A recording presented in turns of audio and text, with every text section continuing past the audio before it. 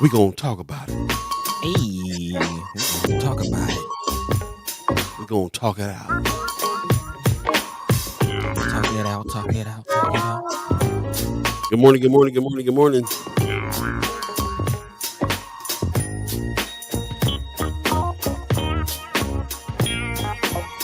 Wake up. Wake up. Wake up. Wake up. Hey, it's Friday. You ain't got no job. Got nothing to do. Don't get up with First Sky. We gonna get you Sky today.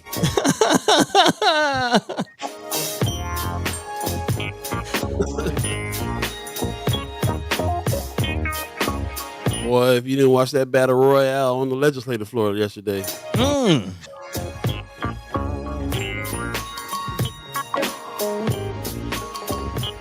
Good morning. Good morning. Whoa, Leia, take it easy. I told you she just does that to see us squirm. She just wants to see us just stumble through it. Take it easy. Shout out to the radio listeners. What's going on, Beth? Loving the music. I love it. I love it. Hey.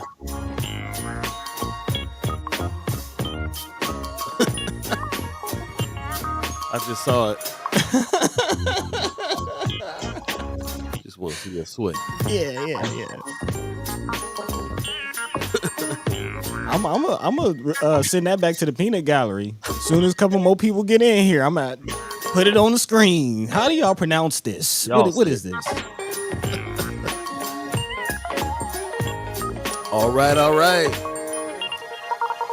Good morning. You're listening to a fresh edition of First Sky Omaha Radio. First Sky Omaha in the morning.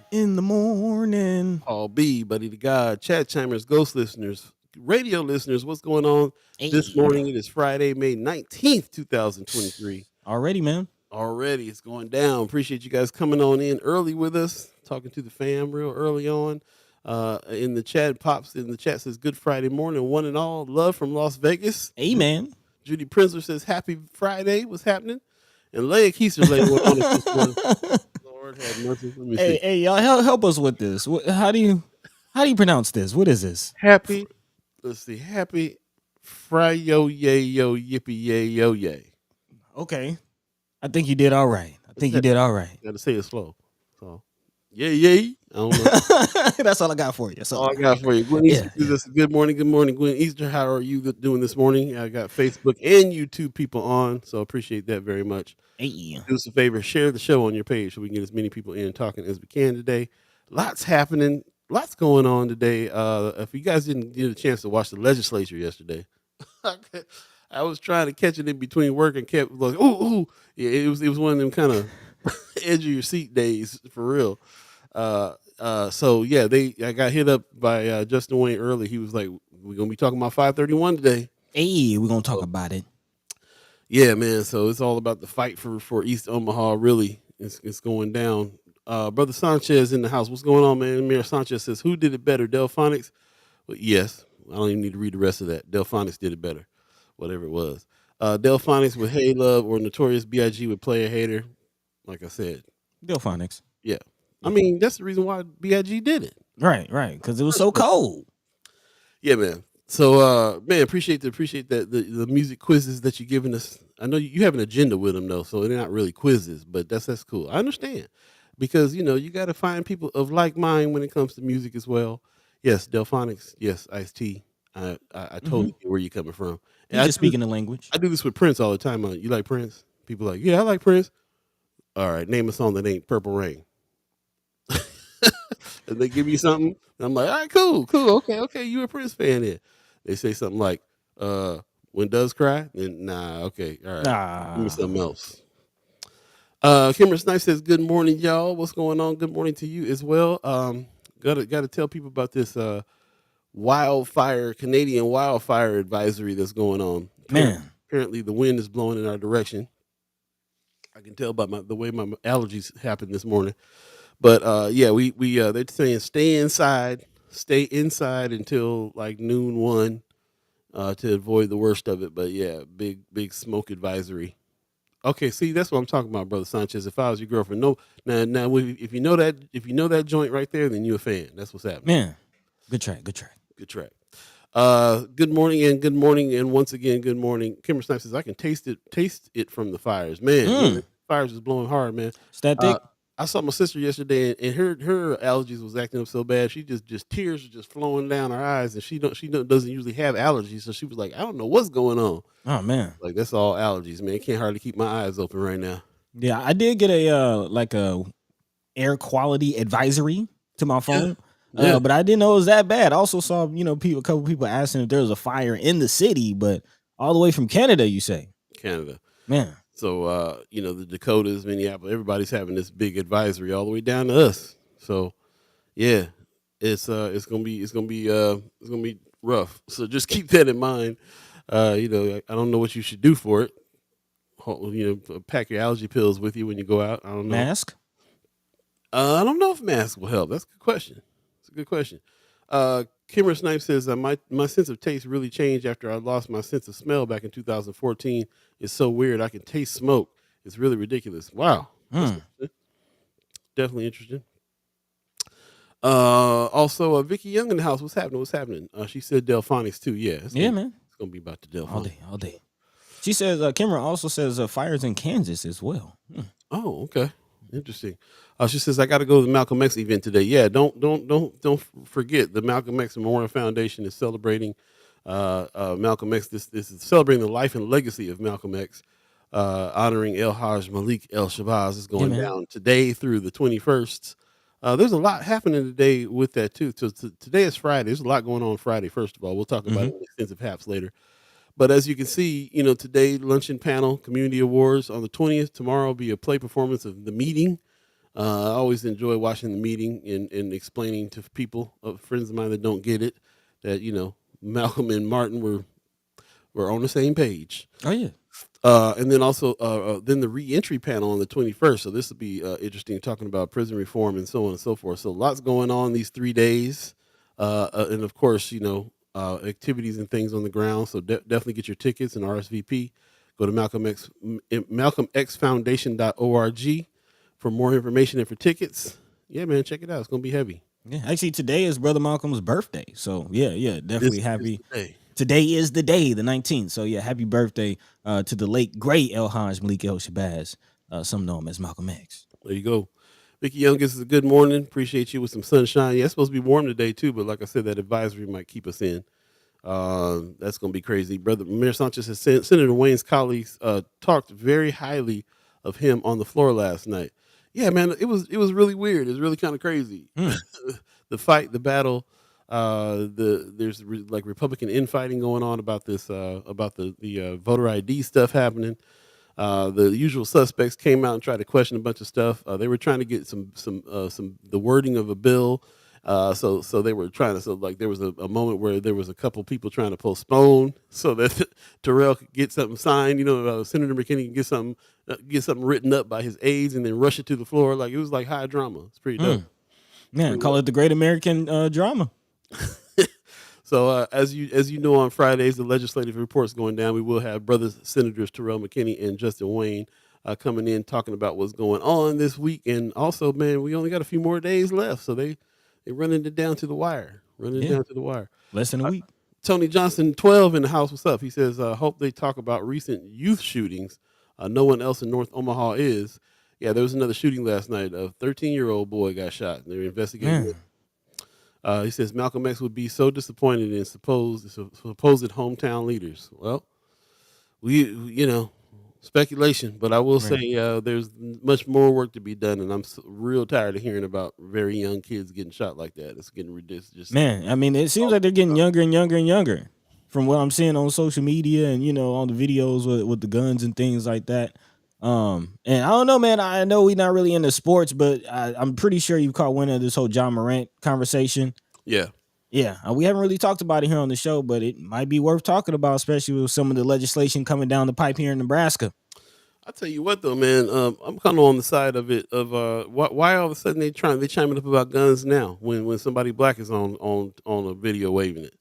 Hey, I don't get where's the NRA with coming to protect folks like that when it's Hmm. us. That's the first time I heard that in this whole conversation. Yeah, we might have to get into that. We might have to get into that for those of you who aren't familiar. Memphis Grizzlies star, NBA star, young cat, only 23, is in a world of trouble. Got caught on Um, social media with the gun. brother Jonathan Benjamin Alvarado's in the house. He says no sound on YouTube. You might want to try to if you can hear us on the radio, then maybe try to restart YouTube. Looks like everybody else who's on YouTube They is hearing responding. us. Yeah, responding to us. Miss Erica Phelps says good morning to you. She said inside my home smelled like smoke last night. Had me double checking if it wasn't us on fire. Man, Yeah, heavy. So it's seeping through. I had everything pretty much closed up, but it still hit me hard. I will double check on YouTube for you, brother Alvarado. I Appreciate can you. only imagine how bad it is in Canada if it's coming all the way down here, man. Like, man, prayers up to Canada. Yeah. Now we all good, man. We all good on the sound. So it's probably your device. Just go ahead and restart it, and it should work out pretty well for you. But appreciate everybody that's joining us this morning. Kimber Snipes says things that make you go for real, for real. Remember that song? Things that make you go No, I don't think I Yeah, ever heard that. it's not memorable enough. I'll put you like this: you didn't miss nothing. It was kind of like a CNC Music Factory. Things that make you go, Somebody took the line and tried to make a song out of it, and it came out of They failed. kind of how you think that kind of stuff works when they try to make songs out of Yeah, saying. I don't hear a song when I hear that line. I'm like, that'll be. Yeah, if you never hear it, it won't hurt your feel. You ain't missing nothing. I'll just say that. Brother Stephen Abraham's in the house. Good morning. He says, Hey, we made it through another rotation. another rotation. Be a blessing to yourself and others. I like that. Be a Yeah. blessing. Heard that. To yourself. That's what's up. Appreciate that. Arsenio Hall, what's up? Kimber Snipes says, Paul, that's why I said it because you singing Yeah, it. you know the song. Okay, who's that by? Do you know? Do you know? Yeah. And brother Sanchez, what are you talking about? Arsenio Hall? What? But because he used to have a segment that he used to talk. Oh, He used to do it that. was inspired by Arsenio Hall. Well, he used to do it. Somebody else made it up, but Arsenio Hall used to do that all Okay, the time on the show. But okay, you ain't okay, missing nothing, bro. okay, Don't even okay. look it up, man. I'm not trying. Won't waste my data. I'm not trying to. Don't waste your data. I'm not trying to get you any ear pollution. You're a Okay. musician. You don't need no whack nothing. Tainting all the beats you make. So Nah. Kimber Slice says, "Ladies, I found another player for spades and dominoes." What? Wait a minute. Okay. Hold on, just a minute. You got some games going on behind the scenes without us? You don't remember the conversation? Started on Bones, man. Oh, that's right. They talk about Yeah, bones back. they talking about Bones, buddy. All right, we're gonna see what's happening. Yeah. Hey, Yeah. on that note, before we move to the next thing, I am planning. I will be coming back to Omaha sometime within the next couple months. So yeah, I want parts in that Kimra, that woman. I see y'all. I want parts of that. Yeah. First guy kickback, man, it's coming. Yeah, we gotta do it. Yeah. It's a ladies' game, or can Right. No, I want parts. It better not be. Camera? Don't nobody want to know about this song. Stop telling them. Stop giving them clues. He don't need to hear it. I do have a question on a somewhat serious note. Shout out to, I don't think Mark Manor is on today. I think he might be traveling, but did anybody hear about, while we're talking about the smoke and things in the city, did anybody hear about what some training exercises yesterday? I like that. Speaking of smoke in the city, some more of them training exercises sounded like they went down by the Children's Hospital or something, right? Does anybody know about that? Apparently drills at either Children's Hospital or Nebraska Medicine. But again, it's just reminding me. I don't know if y'all remember the exercises that happened at the Spencer projects that people were questioning. Yeah, I'm not seeing any news stories about it, but again, brother Mark Manor was posting about it. A few people commented. I'm just wondering if anyone else heard about this. Yeah, let us know. Speaking of news articles, what are we talking about today before the brother senators come on? Yeah, man, we got a couple things to talk about. Definitely, of course, looking at what's going on in the legislature as the final hours tick away. Lawmakers looking at the budget, and they finally passed and made a few adjustments. Of course, as the senators have been telling us, this is how the things happen in the last hours of the legislative sessions. Excuse me. A few things get thrown in there, a couple amendments. So we'll definitely talk about how the budget survived and what it's going to look like moving forward. Also, big shout out to all of our childcare providers. A few of y'all in the chat salute to you. Definitely getting a spotlight. Shout out to Nebraska Examiner as well. Childcare services spotlighted as key to reversing Nebraska workforce shortage. Of course, um, I'm sure a couple of you have mentioned that there is a workforce development shortage. People need daycare for the children. Yeah, we're gonna definitely talk about that. Mm-hmm. Also, Nebraska Examiner heavy at work. They're also reporting, and this is from Cindy Gonzalez, who wrote the other story as well. With the Nebraska legislature advances packages focused on North and South Omaha to final debate. So, of course, we'll continue to keep our eyes on the money. LB 10, what was it, 1025, 1024? 1024 and Yep. 531, more importantly. Yes. Again, 531 was the bill that amended that original bill, and again, kind of paved the way for us to actually get the funds in the community. I know a couple people were asking about that, so hopefully we'll have some more detail today. But as always, if there's something that you're not talking or that we're not talking about and that you would like to talk about, definitely feel free to drop that into the chat. Let us know how you're feeling. Let us know what's on your mind. Let your mind be free. Let your voice be heard. But yeah, without further ado, we got a couple more minutes, actually 16. So let's go ahead and get this thing rolling. Paul B. Yo, Let's get it. let's do it.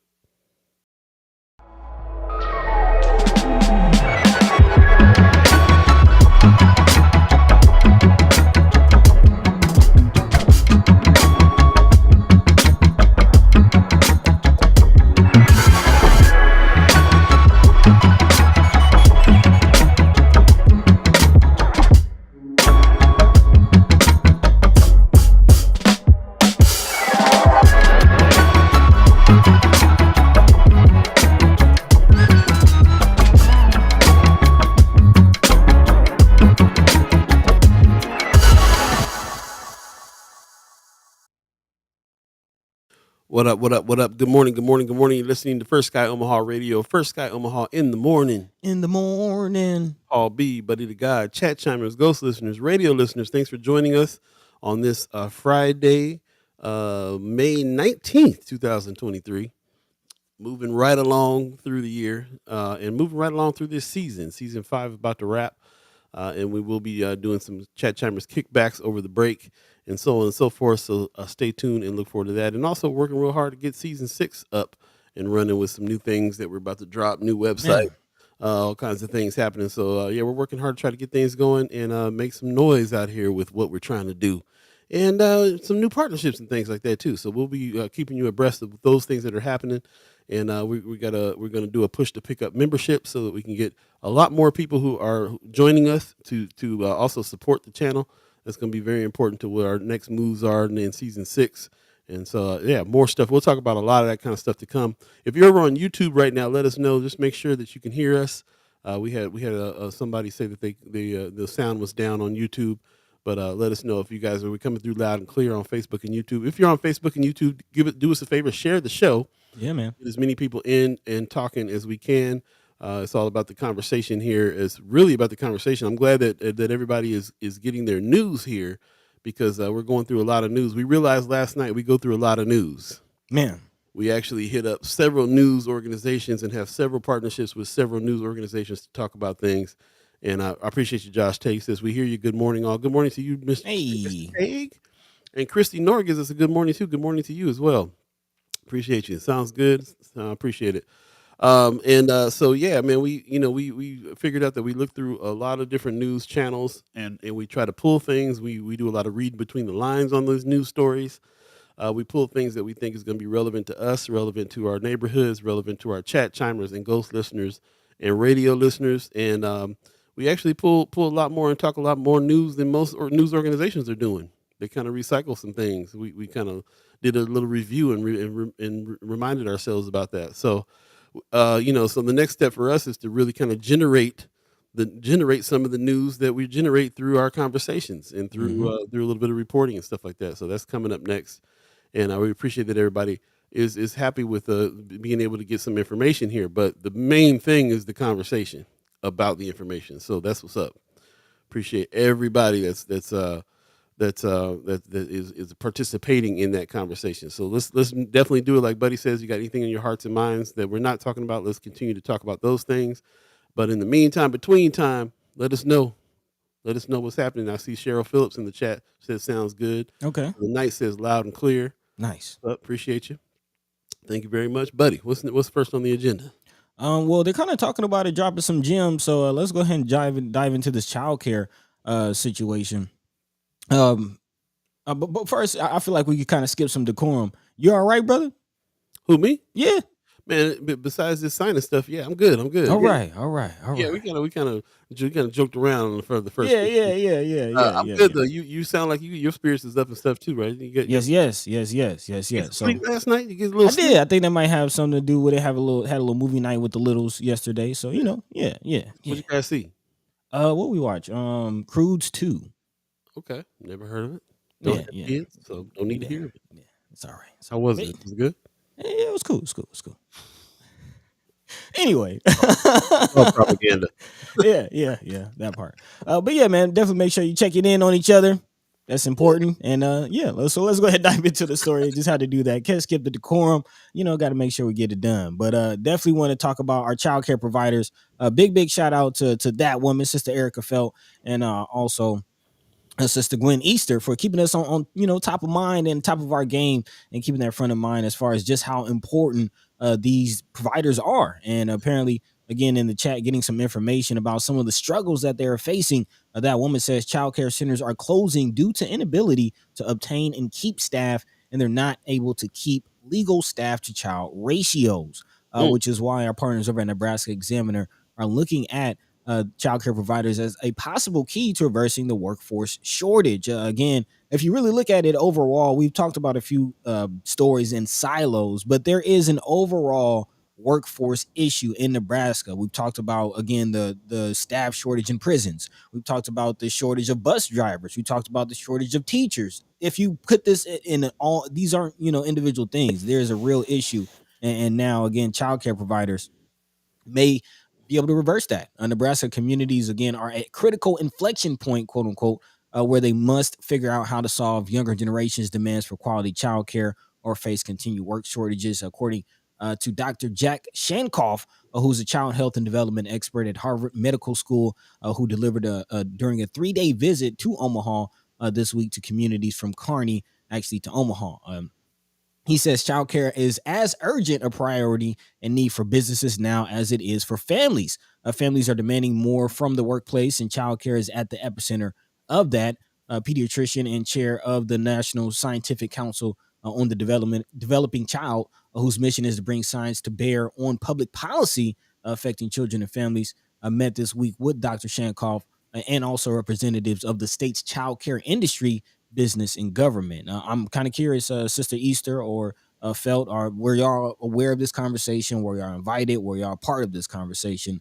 Especially Sister Gwen Easter, kind of knowing you're in more of a administrative role, if you will. But again, continuing his visit was organized primarily by First Five Nebraska, which is a nonpartisan early childhood research and advocacy organization. And during a time when Nebraska and its lawmakers, of course, are grappling with labor scarcity throughout the entire state. So actually, when you think about the possible, the pending railroad situation, the possible The strike, Mm-hmm. yeah, the strike, and again, at the center of that was workers being able to take off for healthcare and doctor visits and things like that. Well, if you're a parent and you have a child, you can't take off for that. You can't take off for that child. Are you talking about? Right. Again, just childcare and how that's working in the workplace is very interesting. Again, as this article mentioned, it's not just families. We've talked about families, and I've expressed how I'm dealing with it, having to watch my two girls at home every day because we can't afford the childcare. But again, businesses, this is affecting businesses as well, which is very, very interesting. As again, businesses are starting to look at that as a problem. Mm-hmm. That's interesting. Miss Erica Felt says she's aware, not invited nor terribly interested. It didn't address the state's hand in why there's a staff shortage. So they're talking about staff shortages in the chat. She said that she was explaining to Tony Johnson 12 that low pay is an obstacle, but also they have to wait take over a month sometimes to get fingerprints, background checks before they're able to even be in the building. People can't wait that long to work, so they go elsewhere. So that, just talking about some of the things that contribute to the staff shortages. Like you said, there's an overall shift in staff and thinking about what staff does and everything else. Just in general after COVID, a lot of people who stayed in the house was like, well, we have to figure something else out. And what they figured out was they can make money without having to go back to their raggedy jobs. And so a lot of that stuff went down. The silent quitting, Right. quiet quitting. No, not no. They just kind of shifted industries altogether. They just kind of like Mhm. left. A lot of people left, like the service industry, for instance. They left that, just started doing something else. A lot And of then restaurants closed. True. right. So that was in general, and it was always hard. It's always been tough. We've learned from Miss Easter and Miss Felt over the course of us doing this show that it's hard to come up with the loot to pay people. First of all, if you're charging folks you to watch the kids, you already know how much that costs. Hmm. Sometimes people have to make a decision that they're not even going to go and take another job. They're just going. It makes more sense to stay home with the kids than it does to get a job and give all your money to the child care. And that's even with people that are not trying to break you. Charge an arm and a leg That part. like they do, like Miss Erica Felt and Gwen Easter. Like they have affordable prices. Bright futures too. Like so not there was another lady who had a Oh yeah. sliding scale for her business, but it's still very expensive, and a lot of the expense has to do with paying staff. As you know, with any business, that should go with Hmm. your highest Hmm. expense. So trying to find the balance on that, but I couldn't figure it out. Yeah. And to that point, this also kind of goes to our conversation that we were having about the teachers. And again, the testing in this article is mentioned quality versus quantity. So again, not just hiring Right. just anybody to be in the, like again, there's a shortage, but how do you make sure that children are getting quality childcare at an actual, like you said, affordable point? Right. And State Senator Daniel Conrad of Lincoln is addressing that. Says an attempt earlier this week in the legislature to raise provider reimbursement rates related to child care subsidies was rejected. But Conrad says she has faith that child care improvements are ahead. She says this is such an important area where we can find so much common ground across geographies, across the political spectrum. Not only does it help our youngest Nebraskans get a good start, it's a huge piece of solving our workforce challenges. So there's a legislative bill addressing this, actually several, among one LB 754, which on final reading includes tax credits for limited numbers of low income parents, child care providers, child care workers seeking professional development, and entities that donate to child care programs. Another bill, LB 227, includes a 3-year extension of the elevated eligibility for child care subsidy for families who make up to 185% of the federal poverty level. So, again, not quite sure what that means in dollars and cents, but there are a few bills to address, again, both the quality, quantity, and affordability of childcare. It sounds good, but I want to know who's going to be able to use these credits. Hmm. Hmm. You get this help. How will this affect neighborhood? Neighborhood smaller businesses. Ms. Erica felt in the chat says the meeting was really for the benefit of big businesses and getting them to understand the importance of quality care. Right. She says, I try not to charge more than the state pays. That means I don't make much, but I'm able to give children a quality program that their parents wouldn't afford otherwise. Mm. You able to hire help? I'm wondering about that too, because Yeah. everybody who I know that's got a small situation like that usually are the ones that are doing the teaching and the watching. She says, And nope. Go ahead. I was just gonna ask, what about the perspective of growth? I mean, I'm sure That's what I'm saying. Are you you able to gotta, hire help? Yeah. not just that, but books, supplies. You know what I mean? Those things. Mm-hmm. She's that woman is talking about the reimbursement. She says, nope, reimbursement rates are being raised July 1st. Mm. Already have the fee chart. So that wasn't that's not the case. What they're talking about in the article about lowering that. Yeah, it does say that the bill that from Senator Conrad was rejected. Ah, okay. She says June 1st, the payment model to providers is being changed, which means more money for providers. Mm. again, this is a evergreen topic for us. We keep talking about it. There's got to be some kind of solutions. I know a lot of people are talking about what we're in the legislative session here, so we are. So it's interesting that there has been bills proposed and so on and shot down apparently. By Um, who? yeah, by who is the question? Who's Right. benefiting? Miss Gwen Easter always talks about these big businesses coming in and kind of knocking out the smaller ones. Hmm. And that's kind of where my mind is, as Miss Erica felt, just mentioned, and this is kind of what I'm majorly pulling from this. As I said initially, the interesting part is I understand the child care issue from a familial, I'm the family man, from that perspective. But from, again, businesses, what role and what interests are businesses taking in this issue, and how are they approaching it? And from, I guess, like you said, what Ms. Gwen Easter says, it's kind of a commandeering type of thing, not necessarily a cooperative energy, if you get what I'm saying.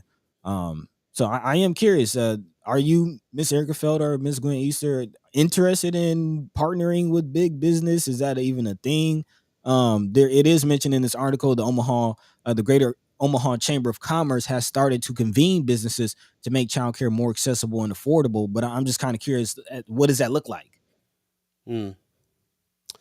In the meantime, before when they get to that question, Ms. Erica Fell says the bill that was rejected is to enable more families to qualify for care. It was not for providers' reimbursement rates. Families' income limits were lowered last year.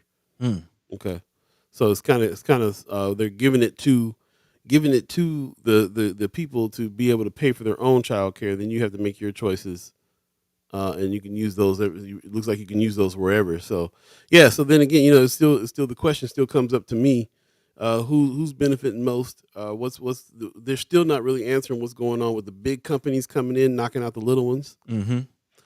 But she said yes. I partnered with Fort Street High V in the early 2000s. It was fantastic for both of us.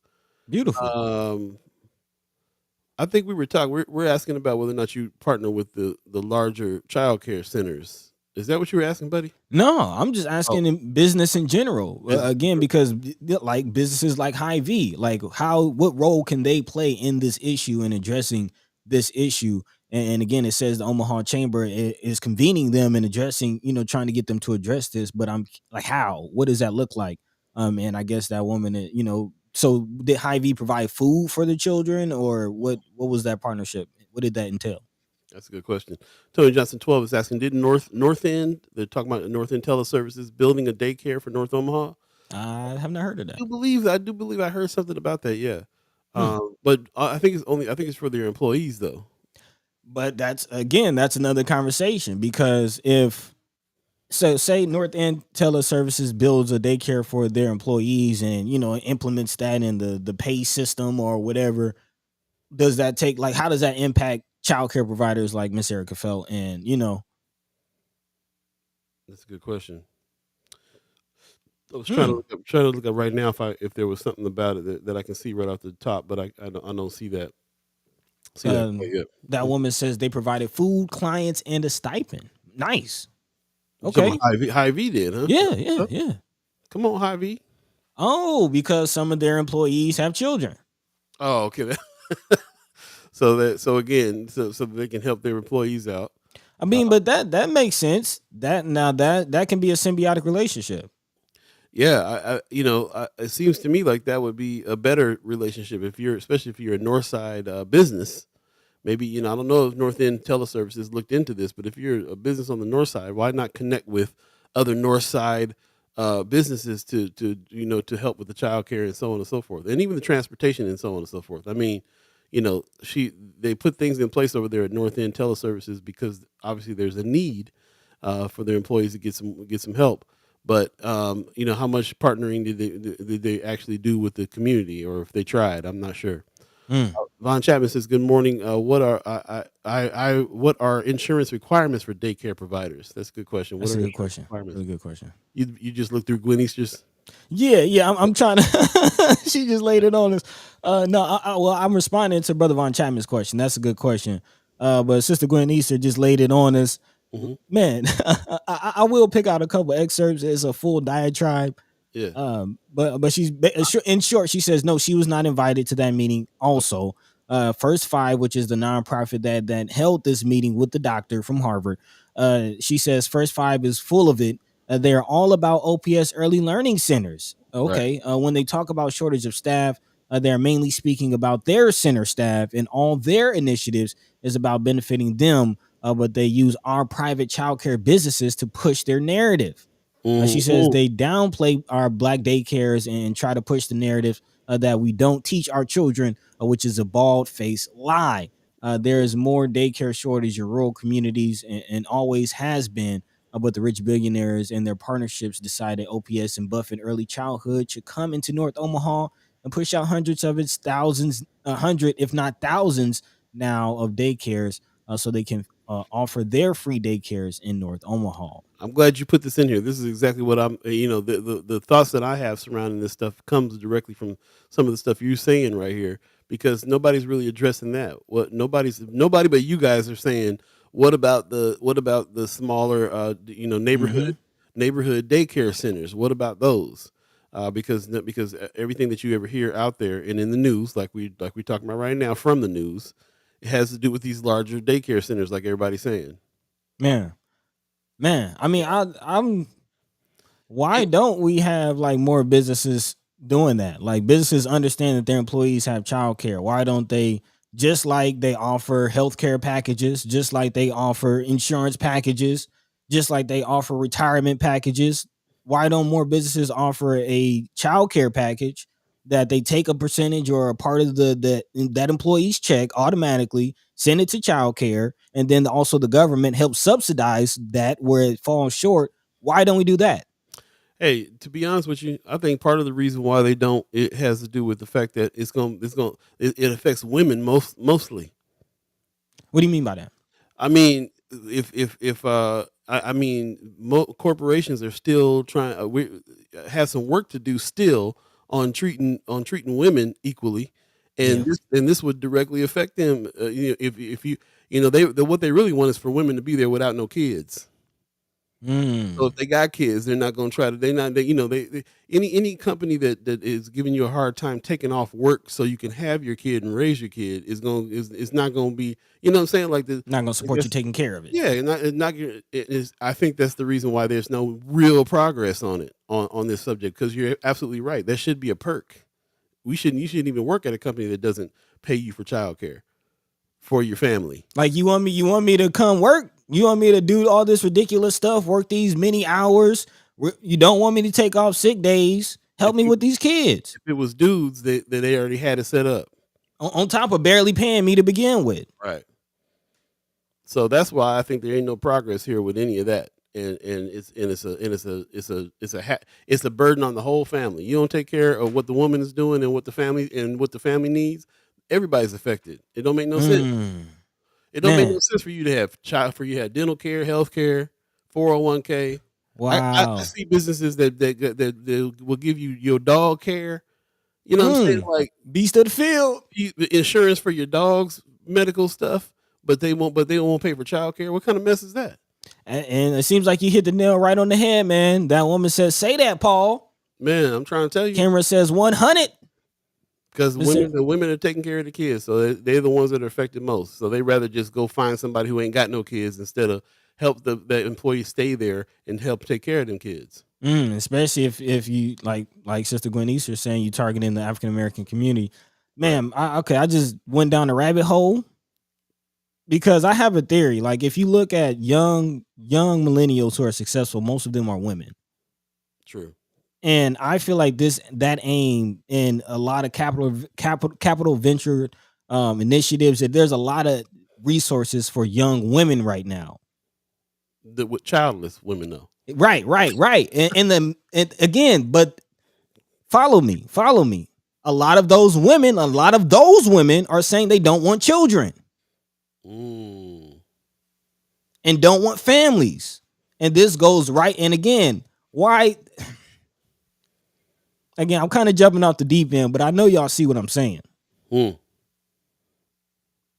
Well, that There's no promotion of the black family. Period. very true. Very very true. But I'm also looking at what's actually really happening. What's really happening is there's a lot of single mothers out there raising kids, and it does and there, to me it would be big business to help them take care of them kids so they can work. Man, that woman says we are considered women's work, and so we've historically been disrespected and ignored. It is also why centers are considered more important than in-home child care businesses. Kimber said, "How does Slama vote on that?" I think I know. Mm-hmm. Uh,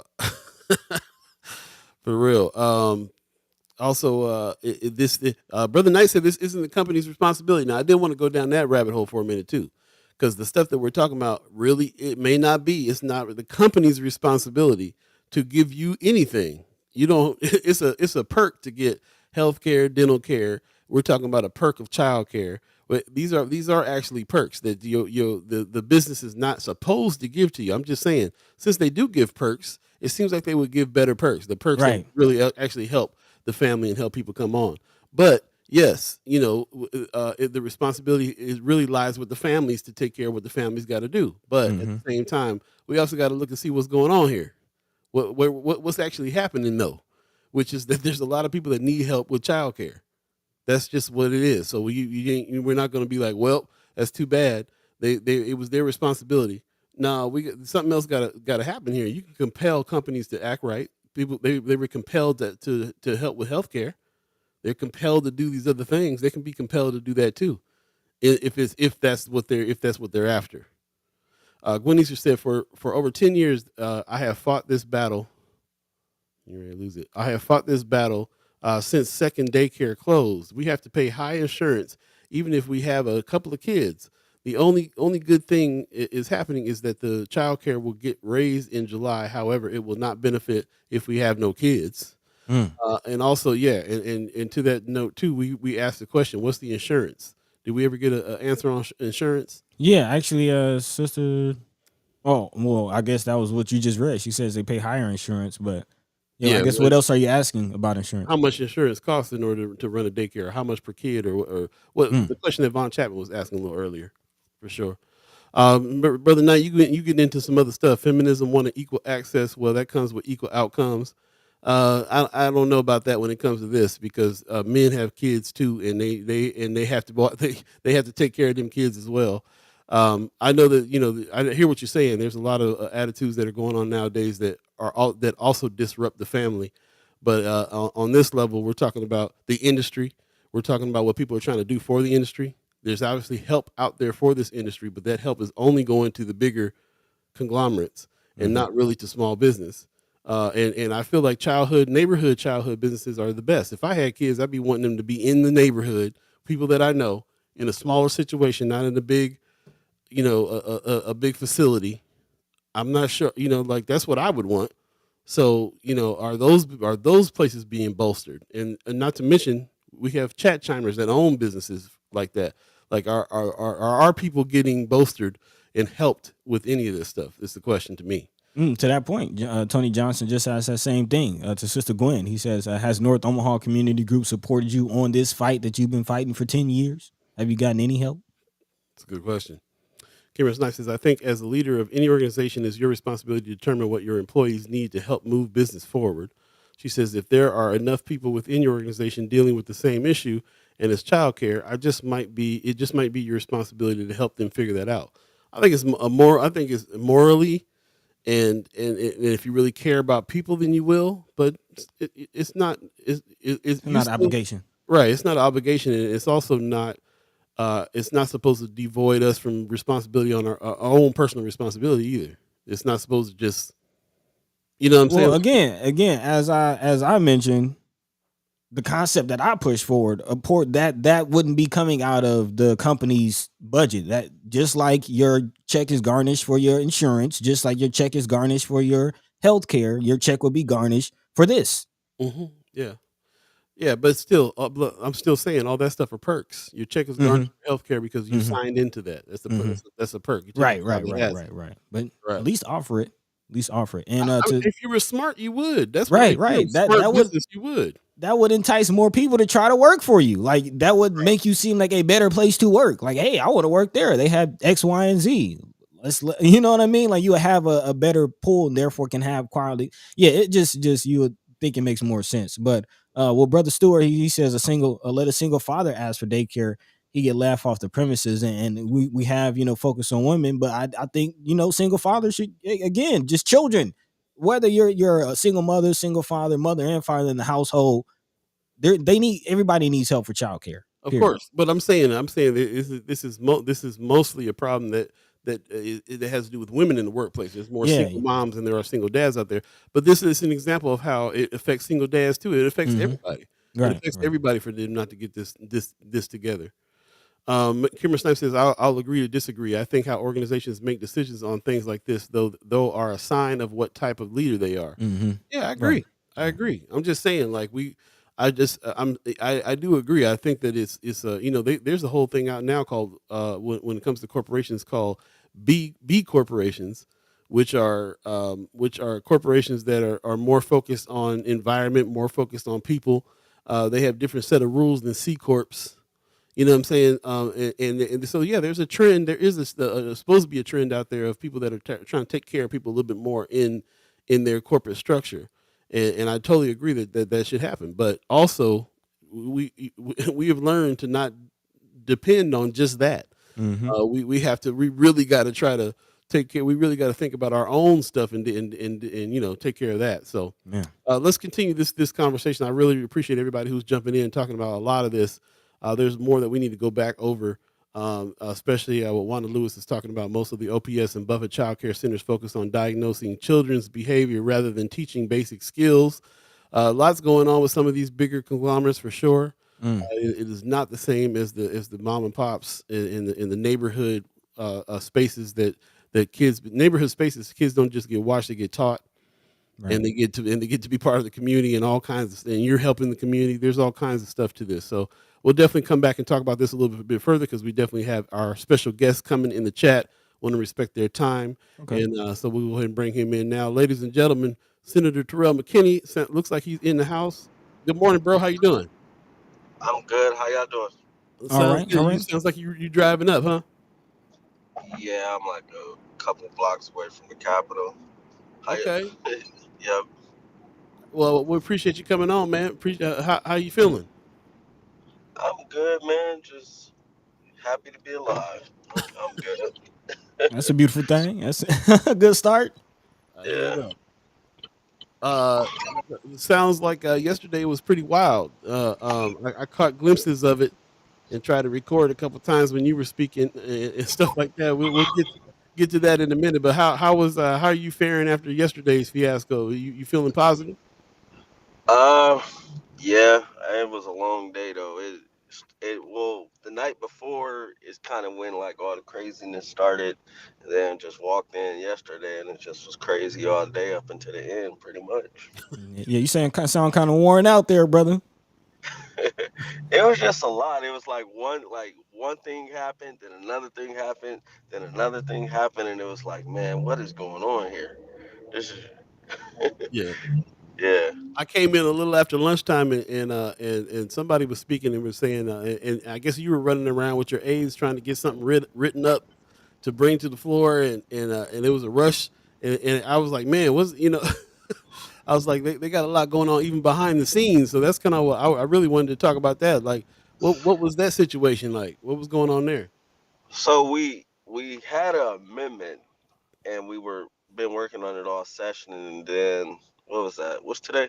Friday. So Wednesday night, we thought we had the right amendment. So then around like I would say 9:30 ish, maybe even later than that, we get pulled and somebody's like something's wrong with the amendment, it's not going to work. So then we scrambling, have to request a new amendment. Then we get down to the Capitol yesterday, and then it's another crisis with the amendment. So then we got to request another amendment.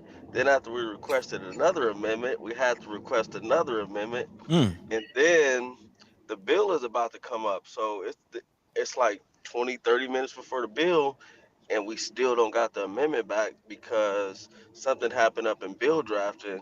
So we had to start the bill without the amendment. And I was like, man, this is crazy. So then eventually we got the amendment, but then we started having, people kind of pushing back because we took the interest from the canal and the prison projects to help fund our stuff.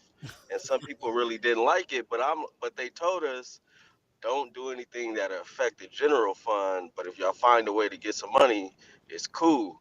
So we found some money, and at the time we went to get it, nobody pushed back. They was like, "Ah, that's cool."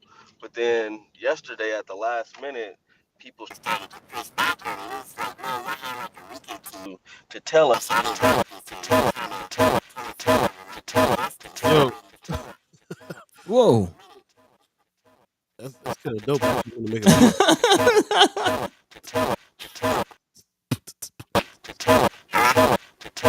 Hey, I don't know if you can hear us, brother McKinney, but your sound is going crazy. I'm Hit us going back. crazy. Back. Yeah, just call us back when you get in the office. Man, I got to find out about all these amendments that happened. That's Man. what we're really tripping on, these amendments that he's talking about. You know what I mean? Running around like a chicken with his head cut off. I mean, that's what I'm saying. I saw that, but I thought it was only one change that had to be made. It sounded like 5 or 6 changes that had to be made on that one. So that's crazy. As you and we were just talking about that, people adding on amendments to these bills at the last minute. It sounded like they had to too, and I'm really anxious to find out why. Like what happened where they had to do all that. And it's interesting that he's talking about yeah, the remix. It's interesting that he's talking about the fact that they had talked to some senators before that was like, yeah, we're cool, and then the next day reneged on that, came back and was like, nah, we don't want you taking no money from the canal or from the prisons. Interesting indeed. Yeah, man.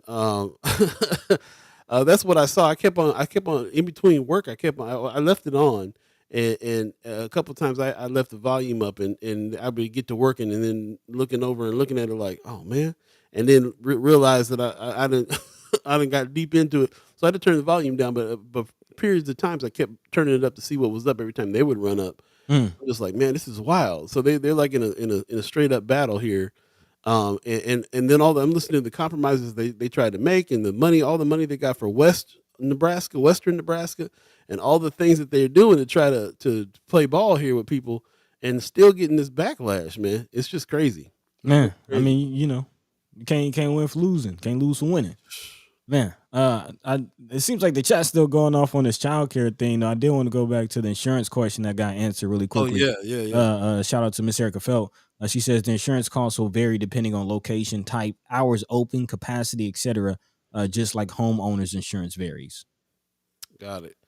Also, Von Chapman says if forced increases in child care rates by the competition from the larger daycare centers, it might be more cost efficient in a 2-parent household for one parent to stay home. That's exactly why they have why the more progressive companies in California started to provide child care benefits. Yeah, see? Progressive companies. That's what I'm talking about. What was that shoe company you always talk about? That Zappos. Zappos had a whole bunch of. Zappos was trying to form a culture. They were really kind of copying what Apple did, in places like that. They were trying to form a culture that was more conducive to people getting help. My sister can talk on it more. She worked there. She said it was kind of the best place she ever worked. Although, after I was looking at it, I was like, it kind of just made it so they kept them there. They work some long hours, and they let you break and go play some ping pong and drink some beer and stuff like that during the thing. But then you sit back down and went to work, and usually you was 10, 12 hours in, and that's what it seemed like to me. But yeah, and I agree, Tony Johnson 12. Nebraska ain't progressive, and there's not a whole lot of companies out here that I feel like are progressive that way. No. At least none that I know of. And it's such a rarity for anybody to offer childcare in their package that we don't even know. Can you name a company that's doing that? Not really. I feel like the last time I heard about that was it was in California, and it was one of those Silicon Valley companies, man, like Apple. You know what I'm saying? Like Microsoft, Apple, one of those. That it was give you childcare. There's people, they give perks all the time. They'll pay off your college debt, or give you a free schooling while you're working for them. There's all kinds of perks that go on all the time. Why wouldn't they help with childcare? And maybe there are some companies out here doing it. I don't know. the ladies who have the child care facilities can answer that more. Do you know about the companies that your the parents of the kids that you watch work for? Do they is there any like direct money coming from a company to you for child care? Miss Erica Phelps says the casinos in Vegas did. Oh, that's right. That's right. I remember. Heard about that now. I had some family that work in the casinos there. She said they even bully centers on site. Bill. Bill centers on site. They're now closed. Hmm. I do kind of Yeah. remember that. I do kind now. Yes, it's coming back to me now. I do remember a company that had a daycare on the second floor. I think Ameristar had that at one point. Gallup. Thank you, Tony Johnson 12. I think I do remember Gallup having something like that too.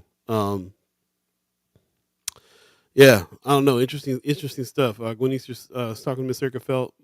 Might want to consider initiating company contracts. I like this idea of partnering. I feel like there's power in that, Hmm. especially if you're a company like North Intel Services or you're another black company out of the North Side. Partner with some of these neighborhood spots. For your to help your employees, supplement that fee in order for them to be able to have some child care right there in the neighborhood. Right. I mean, on paper, it makes sense to me. Brother Mer Sanchez says companies should have schools and daycare on the premises. Benefits would be dropping off and picking up your kids. High profitability companies could pay teachers, workers more, retain employees longer. That's why There you're you the go. mayor. There you go. That's what's up. We're gonna jump back over to Brother McKinney. Looks like he just got settled on at the desk, and we'll bring him back in. How you doing, bro? I'm good, bro. Good to see you. Good to see you. Your audio went crazy and it turned into a little remix. It was like a loop. I made me start beatboxing to it and everything. It was the remix. It was dope. Remix. Called the parking garage remix. Yeah, man. I appreciate you coming in. You were telling us about all the times that you had to make all these amendments. You guys warned us that around the end of the session here, and as bills start getting talked about, people gonna start throwing amendments on. And I was like, okay, let me watch for these people doing that. But it sounded like y'all had to do it too. So what's behind the strategy of the amendment after the amendment? Well, it really, for us, it wasn't a strategy for us to do all those amendments. It was more so dealing with crisis after crisis about pushback on it. Okay. People coming to us saying some of the language wasn't workable after they reviewed it a week ago and didn't tell us a week ago. Mm. So it was a lot of last minute tweaks to the amendment that we were introducing. But as far as the LB 531, there were a bunch of, I don't know, maybe 4 or 5 different other amendments that got attached last night from other senators, but they really didn't deal with money. It was just like bills that were considered like consent calendar and non-controversial, but because of everything that's been going on, they wouldn't have had a chance to get passed without getting attached. Okay. Yeah. Yeah. So let's do a little quick review real quick. Starting all the way back to when you guys proposed this money for North and South Omaha in the first place, Bill 1024. This was something that everybody was saying, okay, yeah, we can go ahead and do that, but we got to have a process. So you guys brought in a third party to come in and do some of the vetting, and went out to the public, told everybody, fill out these applications, get your idea vetted here. There was evaluations that went down. After the evaluations, you guys are still in the legislature, still trying to push for this. You still got to get other senators and other people on board. It sounds to me like you guys have found a bunch of money for Western Nebraska. You guys have found some compromises, some other kinds of things in order to really kind of get people on the same page and vote for this. It sounds like the voting has been positive. You guys talked about 531 yesterday, which kind of jumped over 531. So because there's a time limit on that 1024 money, you guys had the wherewithal and the forethought to go talk to the governor and go put a new bill in place that would draw that same money from a different source, so that there wasn't a time limit on it, and then I guess the ARPA funds would be reimbursed later, and that guaranteed that we would have enough time to be able to spend that money when we get it. That's what 531 is about. So now you guys were talking about 531 yesterday, and it did advance to the next debate, right? Yeah, it advanced to final reading. So Final reading. Okay, so we're yeah. still, you know us, we still learn about this process. So final reading means There's another vote coming. Yeah, there'll be another vote. I don't know when, maybe next week or the week after, and then after that, it goes to the governor's desk for him to sign it once it's passed there. So I heard a lot of talk yesterday about people saying the evaluation needs another look. Um, was that just because they were trying to hold it up? What was the reasoning behind them trying? They're trying to divert it to the DED to look at. No, it really wasn't around the evaluation needing another look. It was one, the pushback yesterday was about the interest transfers that we were able to get attached to help assist with funding the projects and funding more projects that some of them kind of didn't necessarily agree with, but we were told go find some money, Mm. Right. be creative, and if y'all find it, we cool with it, and that's what we did. So some of them really didn't like it, but at the end of the day, I was telling them like, look, y'all told us to be creative, y'all told us to find money, but also you guys are building a canal that doesn't benefit our community. You're putting a billion in education, but really 30 million is going to help OPS.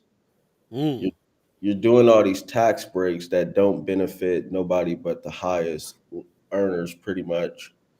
You're building a prison that is most likely going to house a lot of people from our community. So us coming back and asking for money to me isn't unreasonable.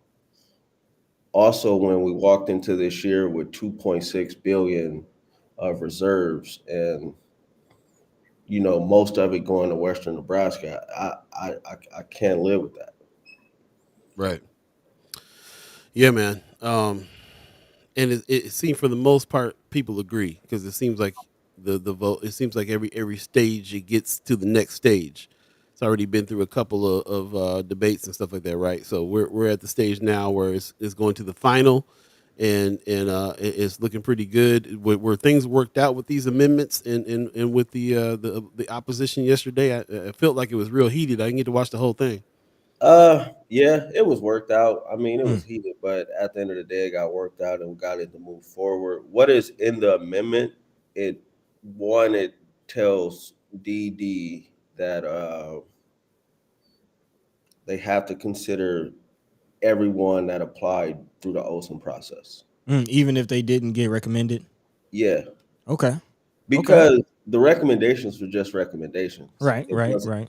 a final decision on anything. So if you apply through the OSIM process, you can apply again to DD and they'll reconsider what you did. That Um. doesn't guarantee you're going to get it, but it gives you another shot at the apple. So, in your opinion, how much weight will the Olsen recommendations have in that final decision? I think it'll play a part, but the other thing that I think people should remember, a lot of the projects that were recommended weren't recommended to be fully funded. So Mm-hmm. say somebody asked for 40 million and they only got recommended for 20. Where are they going to get the other 20 from? Right. So Right. maybe they can't do the project. Right. Right. Right. So, to that point, is there opportunity for those who submitted applications to sort of rework the application to make changes to the application, or does it have to be presented as is? I mean, if I'm somebody that applied through the OSIM process, I'm gonna update my application to DD. I mean, you take Mm-hmm. that score you got and make it better. There you go. That's what I tell There you. you go. Yeah. I am sort of looking through some of these amendments that are to the package, and I did have some questions. It looks like there are some good amendments. So before we get into the specifics, just how did you feel about those amendments? Do you feel like they're just kind of thrown in there to get what you're trying to get across, or do you feel like there's some that will actually make some changes? I mean, it was some good ones that got attached. I would say within our amendment, we also set aside was it 20 million for a museum and a qualified census tract named after somebody in the Nebraska Hall of Fame. Mm, And today is his birthday. mm. And today is his birthday. Mm. So happy birthday to brother Malcolm Yes, X. yes. We also set aside 20 million for federally qualified health center in a qualified census tract. Charles Drew. Um, what else is in there? Well, here I help you out. I have a screenshot for you. Yeah, Uh, yep. I got it on my Okay. laptop. Here's one that I was asking about. This is one that we definitely talked about. Blighted areas. It says the provision originally LB 170 that matches the definition of blighted area under the Nebraska Investment Finance Authority Act with the definition under the Community Development Law. Do you have any more information on what that means or what that will look That like? just makes sure the definition of blighted area is the same across the board. We had Okay. two different definitions, and we just kind of make them both match each other. So the one under the Nebraska Investment Finance Authority and the one under the Community Development Law are now the same. So as a result of that, do you feel like we'll see more TIF projects that kind of go more towards what you would think of a blighted area? Do you feel like that would address that or change that?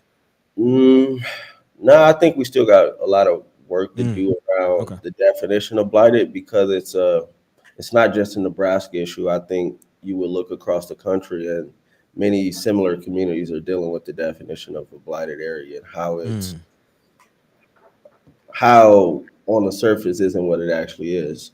So, but also in there, it's a piece of LB 532, which says that if the city, for example, is going to re-TIF an area, they have to do a new analysis on did the TIF projects even work and why mm. did they work.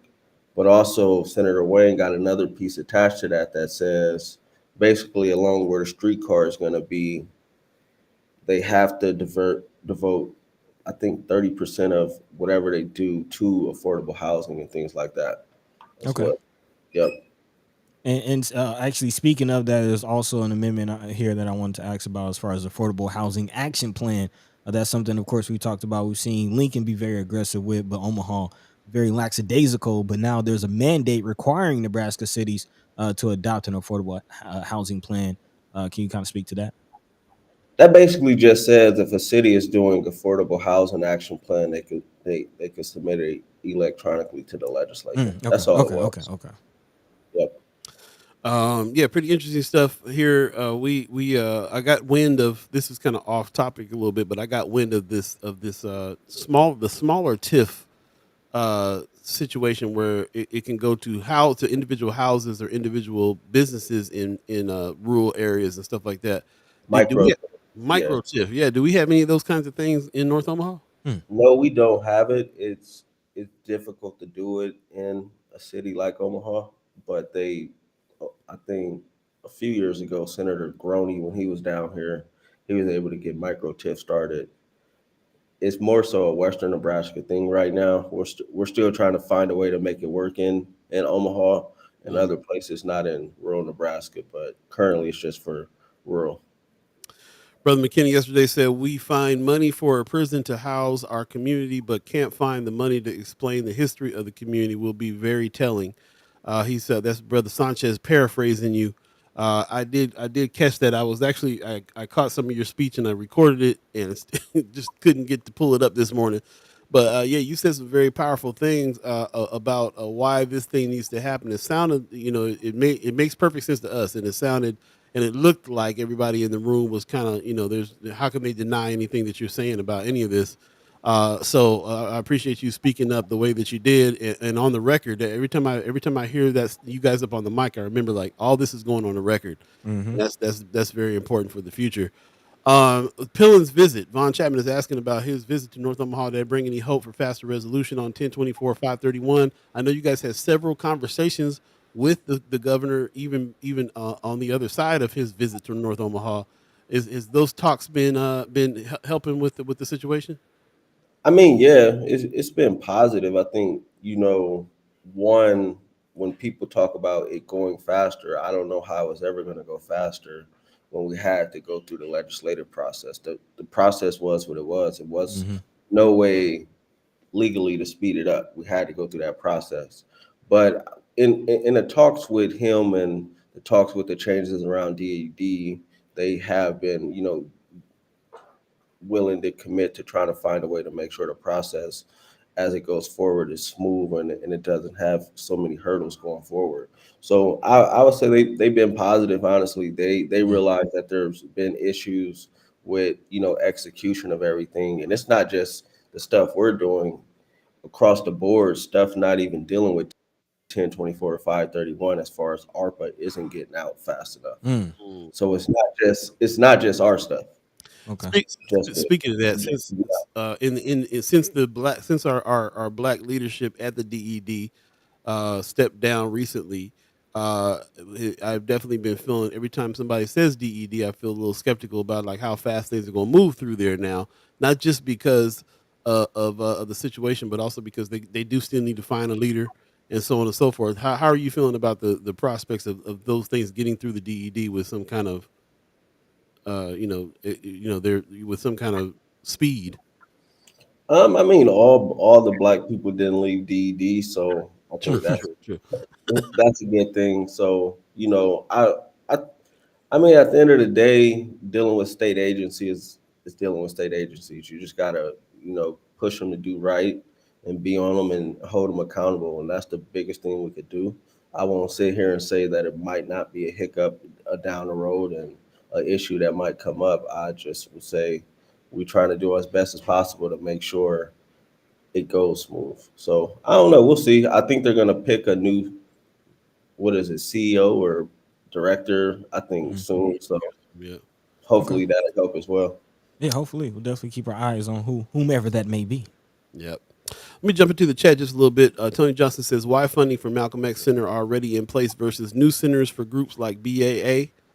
Good question to jump off on. I mean, it's Malcolm X. I mean, I'm a part of the BAA, but also I think it's a shame that we have a Malcolm X Center and we haven't put it at a stature where it needs to be.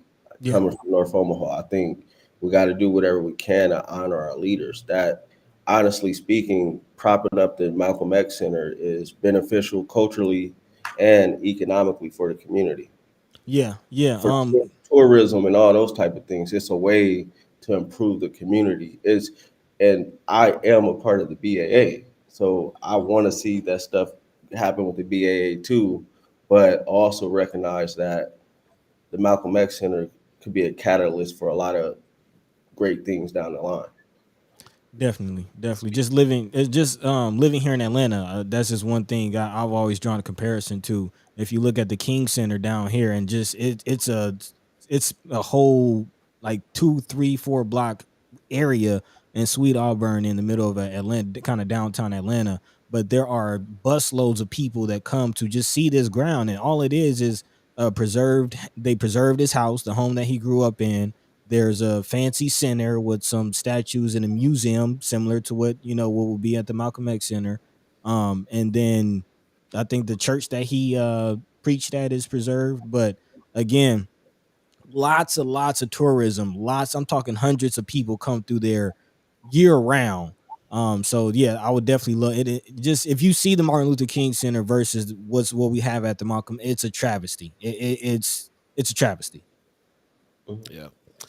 Yeah, man. And it's interesting that we talking about this on Brother Malcolm's birthday, and remember that there's Hmm. stuff going on down there at the Malcolm X Center right today. That through the 19th through the 22nd, definitely go check it out. Here's some of the things that's going to be happening the next couple of days. Luncheon panel today. Community awards is happening. I believe the BAA is going to be recognizing those awards, right? Brother Kasim, he mentioned that he's You getting an mentioned award. something, yeah. Also, play performance, the meeting by Jeff Stetson tomorrow on the 20th, and then the 21st is the reentry panel. So there's going to be lots to talk about when it comes to all those things. So definitely spend some time down at the Malcolm X Memorial Foundation and check that out. BAA open to any of this kind of funding? I know the BAA is all about self sufficiency and so on and so forth. And I agree with Brother Knight. BAA is part of Malcolm's legacy. They open to some of the funding. It makes sense. I think the biggest thing with the BAA is, whatever funding comes in, that they're able to keep the Hmm. independence. Right. That's a big thing. So it has to make sense, and it can't take away from the independence of what the mission is for. That's the same with us, bro. We'll accept funding, but nobody's going to tell us what's happening. What is happening though is that we do now have our second senator, Brother Senator Justin Wayne. Put some respect on his name in the house as well. Good morning, Brother Wayne. Morning. Sorry, guys. I'm on my phone. Today's my wife's last surgery, and so I had to drop her off and then take care of the kids. And so I'm sitting at Target on 72nd in the parking lot. Oh Oh, So, man, man, thanks for tuning in and coming in with us in the midst of all of that. Yeah. well, I was listening and Terrell being too dang humble. Terrell Uh got up yesterday in some meetings and was like, "Well, veto everything. If y'all ain't gonna give us money, we walking." oh. whoa! See, bro, look. You didn't say nothing about that. That's the drama I was wanting to hear about behind the scenes. Yeah, man. Terrell's too humble. He was a beast yesterday. We was in so many. We had 5 meetings yesterday. That's why the amendment wasn't ready. We sitting here negotiating, and Terrell was just like, "Fine, you know what? Veto everything. I don't care no more." Told people on the floor, "Fine, we done. We offer everything." I'm like, I'm following Terrell. Terrell don't went crazy. I'm with him right now. Mm, Finally jumped over the table and I missed it. man. Oh man. Okay, so give us some more about that, man. Give us some more about that. We wanna hear about why. Yes, What was the man. pushback? What was Yesterday was the longest day I've ever had in the legislature. So Mm. wow. we're there with an amendment, and I get a phone call. Hey, there's some problem with some language at like 10 o'clock, and the bill about to come up like at 1. And so and he was correct. We gave the amendments a long time ago, and so now we run in and out, meeting with different people, trying to get this language. Oh man. Oh, I forgot when my phone turns off. It turns off. So anyway, we're sitting there and we send the amendment up. Our bill come up and we ain't got no amendment. So now we thinking it's a conspiracy that everybody in the Capitol against us. Mm. So we running around just with our hands cut off, and so we open up on the bill, and we don't got the amendment, and we talking about an amendment that nobody can see. So everybody's Oh, like, these dudes just trying to pull one over on us. oh man. Wow. So how did that get straightened out, man? Was all the back and forth and him running down to the aides and getting something written up and all that? Is that what that was for? That was about? Yeah, we finally got the amendment up, and we just had people start walking through it and asking questions. And I would tell you though, it's good to have allies, because there's a couple people in the legislature who are on the other side who was like, look, y'all got to support them. They've been helping us on a lot of things. Y'all got to support them, and they're right. Like, why wouldn't we do this for North Omaha? It just don't make sense to us. Mm. So Mm. having a Mm. couple of them in key leadership positions, and I'll throw the governor in that too. He was, after we had met with our last meeting, they basically said, we're gonna call the governor right now, give us 15, 20 minutes. We went back down to the governor's office, and he's like, all right, we're on board. We understand what you guys are doing. We're on board. The crazy part was going from the governor's office and having the governor's office sign off and be supportive, to translating that into the most conservative colleagues within a half hour. Mm. So I'll give the governor credit, because the governor sent down 2 people to the rotunda and started pulling out senators. And it Mm. just so happened that we had a recess to go get some food, and the governor's people and some people in key leadership, we didn't eat with the senators last night because we were so damn mad. But they were talking about it, and afterwards we went from 17 votes to 37 within Mm. the course of a half hour. But it was just so much, and I don't think they were against our bill, and I think you would agree with that, Senator McKinney. It was more about, we don't have the amendment. Are they trying to pull something fast? Just those kind of confusion. And so I'll give the governor credit where he stepped up. He stepped up, and he even came down and lobbied for our bill. Put his money And where for his those, mouth was. yeah, and it wasn't even like, it wasn't you do this and we'll do that. It was just like, it was really over some language, and they were Mm. just like, do you need this language for the interest? And once we started talking about why, and as Senator McKinney said about the 2.6, there's no way we can walk back to our community and be like, all we got is 30 million. Like, it just, we started having these conversations. They were like, okay, that makes sense. We get it. And we told y'all to find the money. Y'all did it. All right, we rocking. Mm. Yeah. But Okay. but, but that was the first time, You know, as a proud papa, I was looking at McKinney like, oh, my little guy stepping up now. You I better, gotta let him know. hey, you better watch all that talk, boy. McKinney will take everybody down. I see it in his face. You know he be wrestling. You know be wrestling. He wrestling. Man, Um, go so ahead. I'm kind of curious. So what is the next round of this final round of debate? What do you expect from that? What does that entail? Can there be other amendments in that last round, or what's that? So going typically on final reading, you can only bring back a bill on final reading for a specific amendment. So typically on final reading, you don't do it a whole lot. So it would have to be something very significant of why we would pull it off a final reading. For example, there's a couple issues in our budget, and everybody's like, you know what, we'll fix it next year, because it's just too hard to pull it back from final reading. Then you got to have it sit for a day, and it gives other people opportunities to pull more amendments. So as a custom, we just don't do it a whole lot. Okay, so I guess from what I'm hearing, this final round will just kind of be just that, a final round pass through, not really expecting too much. Basically, it seems like all the negotiating and everything has already been done. Yeah, that's probably safe to say. Okay. I asked Brother McKinney earlier about the role. It has to go through the DED. How are you personally feeling, Brother Wayne, on how much pushback that you're gonna get through the DED, or how much hold up? I don't think we'll get a lot of hold up. In fact, I think part of the governor's reasoning for supporting is because, you know, our argument has been, we set aside $100 million last year that should have already been released, and for whatever reason, I'm not blaming anybody, it hasn't moved as fast enough. And so, you know, you got our community thinking, is this a shell game? Are we even getting any money? Is what's really going on? And I'm like, that just, you know, that ain't fair for anybody. And to his point, that's also happening in Western Nebraska. But I think this governor is very business minded, and it's like, look, we got to get this out the door. We ain't got time for games. Man. And that's how I think me and him have a lot of political differences, but like, this is a guy who, when he don't like the bushes at the Capitol, the next day they get removed.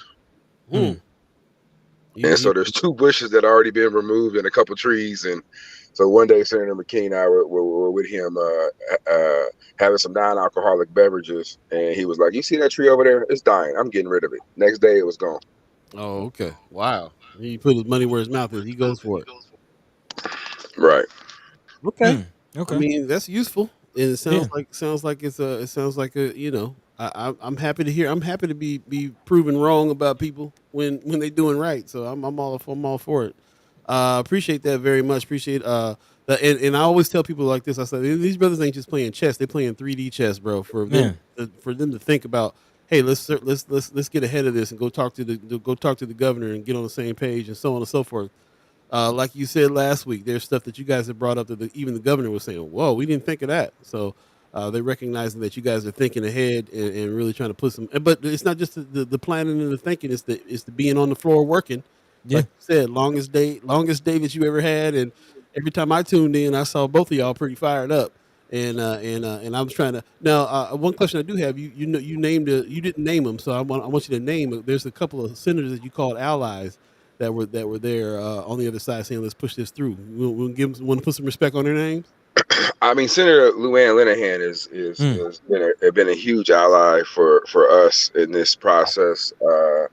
Senator McDonald's on our side on this process, but Senator Linehan and Senator Dover, who's a freshman, on appropriations. During the lunch, was going around talking to people saying, look, you know, I'm not even 100% on board with the interest being 3 years instead of 2, but it makes sense. Like, let's not just deny it because we can deny it. And so those 2 really stepped up yesterday and were talking to their colleagues. And then Senator Brewer is in my class. He's the one I went to Kilimanjaro with. He just basically said, why are we not doing this? Like, you know, this doesn't make sense. We got the money. We got the ability to do it. Senator Wayne has been pushing for Western Nebraska. When I was urban affairs chair, we put a lot of money in Western Nebraska. He's like, it's our time to return the favor. Like what's the problem? Okay. I hear that. Man, put it on him. That's what's up.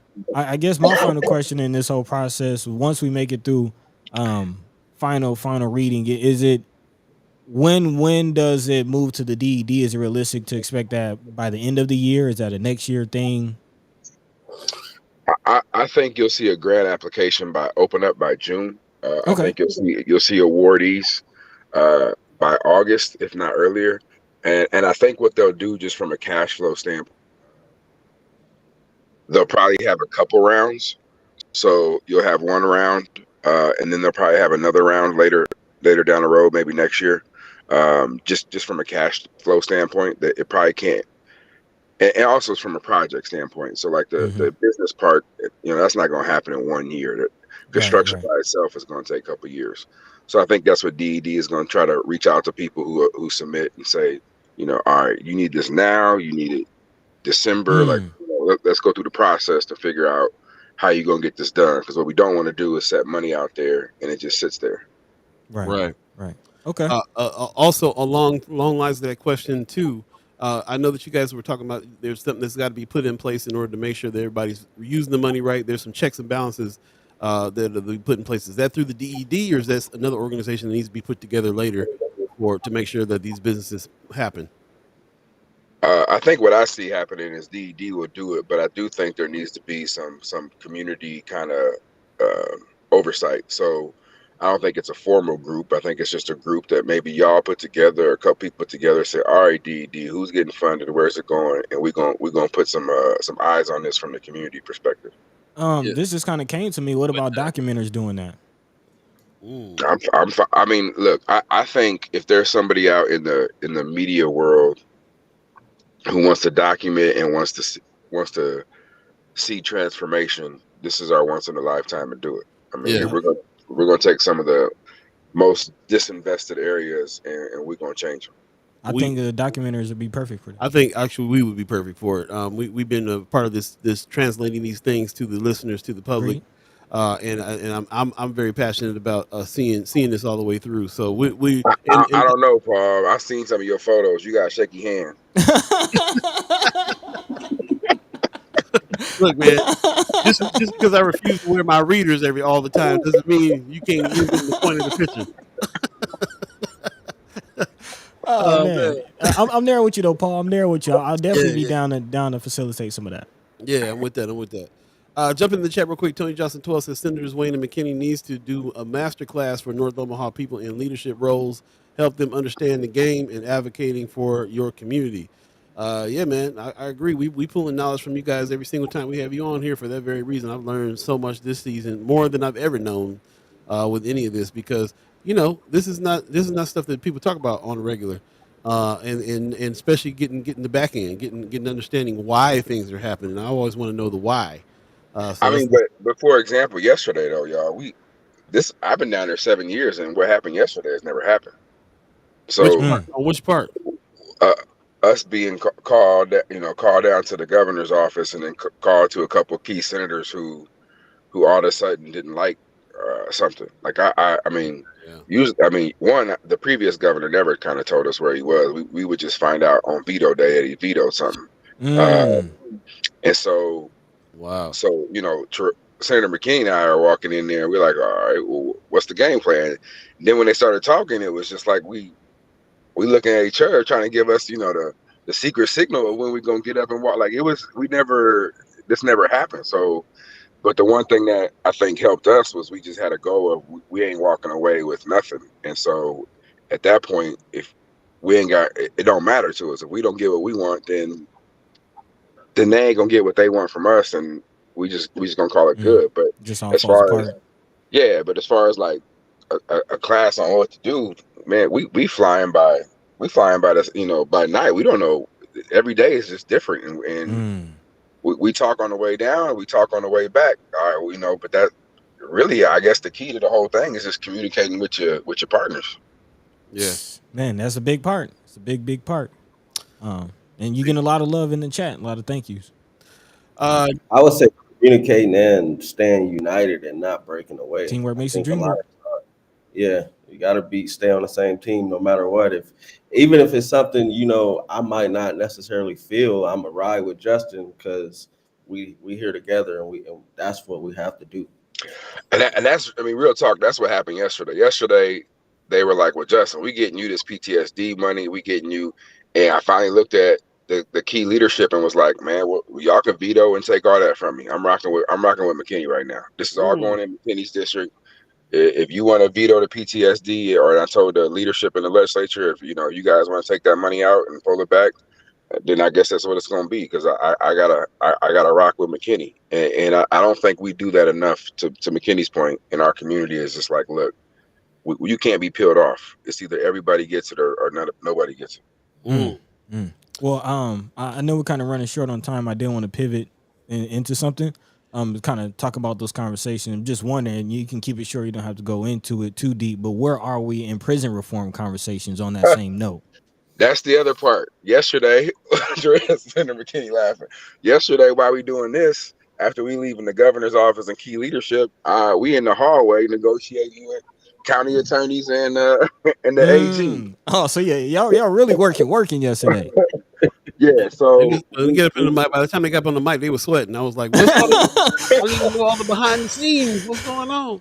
So we got a deal. It'll come to the floor on Monday. We're working on not having any more jam outs, and today we're gonna do a conference call to finalize that language. But we got some significant reforms, and we got a pathway that Senator McKinney and Senator Bosom, who's a new appointee, are gonna lead a committee that's gonna help do some sentencing reform. So we got a pathway, and we got a deal done, but that was yesterday. We were doing that till, even while McKinney was working on 531. I'm outside now on the floor in the rotunda working that deal, and then hopping back in, and McKinney's going out having conversation. Yeah, it was a long day yesterday. Put in that work, man. We appreciate y'all for real. Hey, it's 8:31. If you believe in the concept of time, if you're just joining us, with brother Senators Terrell McKinney and Justin Wayne, and we're talking about the heavy day that happened yesterday. I did want to pivot just a little bit. I had a good question for you. Now it's slipping my mind. Now, first of all, in the chat real quick, they're talking about a couple things. Miss Erica Felt was asking, how are they able to add abortion ban to the gender affirming bill? That's two separate issues. The cannabis bill was denied a vote since it had two issues, although related on it.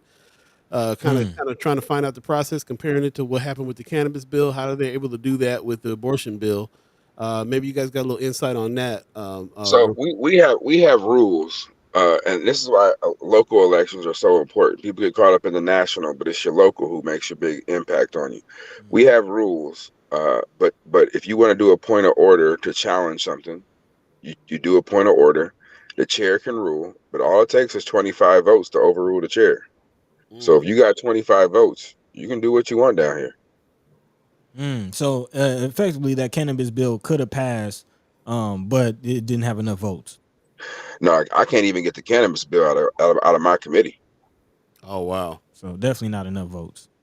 Well, right. So it's stuck right now in our committee, and I don't know, Senator McKinney, think we can get it out tomorrow? Tomorrow, man. So here's the one that I wanted to ask you. Now, you guys, now this is kind of offbeat. So stay with me on this. When I watch it, there's certain times that I'm watching what's going on, and I'm seeing people like Senator Kavanaugh, Senator Hunt, just going off on people around there. And you've made a comment before, like, we don't have the privilege to be able to do that. Y'all can't go off like you see like other allies go off. You guys will keep. You guys are always trying to work with people all the time and try to do the best. And not, you can't. It can't happen now. Yesterday it seemed like you changed up the tactic a little bit. Like Brother McKinney. No, we didn't. No, we didn't. There was a couple of times that a couple key leadership who was supporting us came over and was like, "Hey, smile, have some fun, relax. You can't be angry up here." Did they tell you that, sir? Did they tell you that, Senator McKinney? Yeah. Well, I had a death stare down the aisle, so I was like, I definitely was like, man, I want to go off, but if I do, we're gonna lose these votes. And I was like, one day I will, but I was like, I ain't gonna sacrifice this money just to make a point today. But Man, I'm I really appreciate you. I appreciate you picking your battles, brother. Appreciate that. But there was but to y'all's point, there was something that you had to say. Well, forget it, brother Wayne. You had to be like, well, forget it. If we gonna go, if it's you guys ain't gonna go rock with us, we ain't gonna rock with y'all. I'm gonna follow brother McKinney's lead on this. That's something that doesn't happen every day in the legislature with y'all, right? I mean, you guys have each other's back, but it's not a thing where you guys got to like be that forceful with it. Almost to the point of everything falling apart. I think we lost brother Wayne, but tell us. No, I'm still here. Oh, okay. Okay. it depends on the issue and the topic. I think with it's the issue of one being in the minority party, two coming from minority group, and three having to work with the majority to try to get anything done. It's a balancing act of you don't sacrifice your morals and your principles, and you don't let them run over you, but you got to play poker a little bit. Diplomacy. It's you guys always. It seems like you finding a balance all the time with like standing your ground, holding your ground, but also trying to work with folks, have some diplomacy, have some respect. Whereas it's a big contrast when I see other people get up and start berating each other. And because I think the difference is nothing against them necessarily, because they are asking for something, but the something isn't all this money necessarily. They're asking to stop these abortion and trans bills. It's a different conversation. they're trying to change people's mind morally. Yeah, we're against those bills, but we're also trying to get this money to economically recover our community, and it's just that balance of it that it's difficult sometimes. Mm-hmm. I mean, sometimes Senator McKinney and I are just we'll go down to my office, or we'll go down and walk around outside. And it's not because we don't want to be engaged. It's because for me, if I stay up there, I'm gonna say something. Mm-hmm. And just talking. I mean, your vote's what matter. And on social issues, very rarely are you going to change somebody's mind in a debate, especially on social issues. So it's like all I'm gonna do is get up there and say something for the likes, say something for the YouTube, say something for Twitter. But at the end of the day, I'm not going to change anybody's mind. But there's a greater risk of us losing something. Yeah. So it's a really hard balance, and sometimes it's like I said, we got to walk away because we be ready to push in the queue and go off, and it's like I ain't gonna change your mind. I might just lose a vote, and you got to balance that. Mm-hmm. I hear that, man. H. No Dot says congratulations and thank you to the senators. Would have loved to be a fly on the wall in these meetings for real. Tony Johnson 12 says communication is the key area we lack locally. So I hope that we're all here trying to solve some of that. Brother Mayor Sanchez always has this great idea where he says for every dollar spent on incarceration, there should be a dollar spent on prevention, rehabilitation. There you go. I think we all feel like that. Here, Tony Johnson 12 says brothers benefit in our community way more, making 10% of what these nonprofit directors in North Omaha are making. Literally. Man. I mean, I just want to say, wow, yesterday was crazy. It wasn't. I mean, I hyped it up a little bit just to give McKinney some flowers. But at the end of the day, like it really comes down to sitting and looking people in the eye and talking. And if you don't get emotional about it and you just have a real conversation, most people don't want to eat what they kill. And like people like hamburgers, but they don't want to see how it's made. Right. So when you're sitting over there and they're looking at the other individual eye to eye, and you explaining how this is going to hurt or help your community, it's hard for them not to sit there and be like, okay, he's a human. We got to meet a point where we're all together. It's just really hard. And that's why you got to sit down and talk to people, in my opinion. You got to sit down, look them in the eye and be like, look, here's what we're trying to do. This is why this is important. You're not only hurting our community, you hurting me if we don't do this. And people just, like I said, they don't want to eat what they kill. Man, that's huge. That's huge because we see like if allowed, a lot of people would kind of easily hide behind the buzzwords and political idolations or ideals, political ideals, but that whole approaching them on a human level makes all of that hard to do to hide behind the group if you will. Brother Sanchez says some of you have never had to warm up the water to take a bath, and it shows. Hey, there you go. There you Mr. go. Eric Bell says someone telling you to smile is foul to me. I was thinking the same thing when you said it. Yeah. In the desk here. Look, I don't take if it's somebody I trust, they coming over to help me. And the reason that's important is because it's like negotiations. I'm a bigger dude, so if I go in here and I'm just gonna if it's a young frail or old frail woman, I got to be conscious that if I'm leading over the table, that perspective might give that person like, damn, he kind of aggressive. Right. So all that it's called actually Pillin's the one who kind of reminded me of this. It's the 50 what do you say 55 45 55 38 7 rule. 55% of your communication is your body language. 38% is your tone and your attitude. And 7% is the actual words. What you said. Yep. Yeah. Now what you say is how you say it.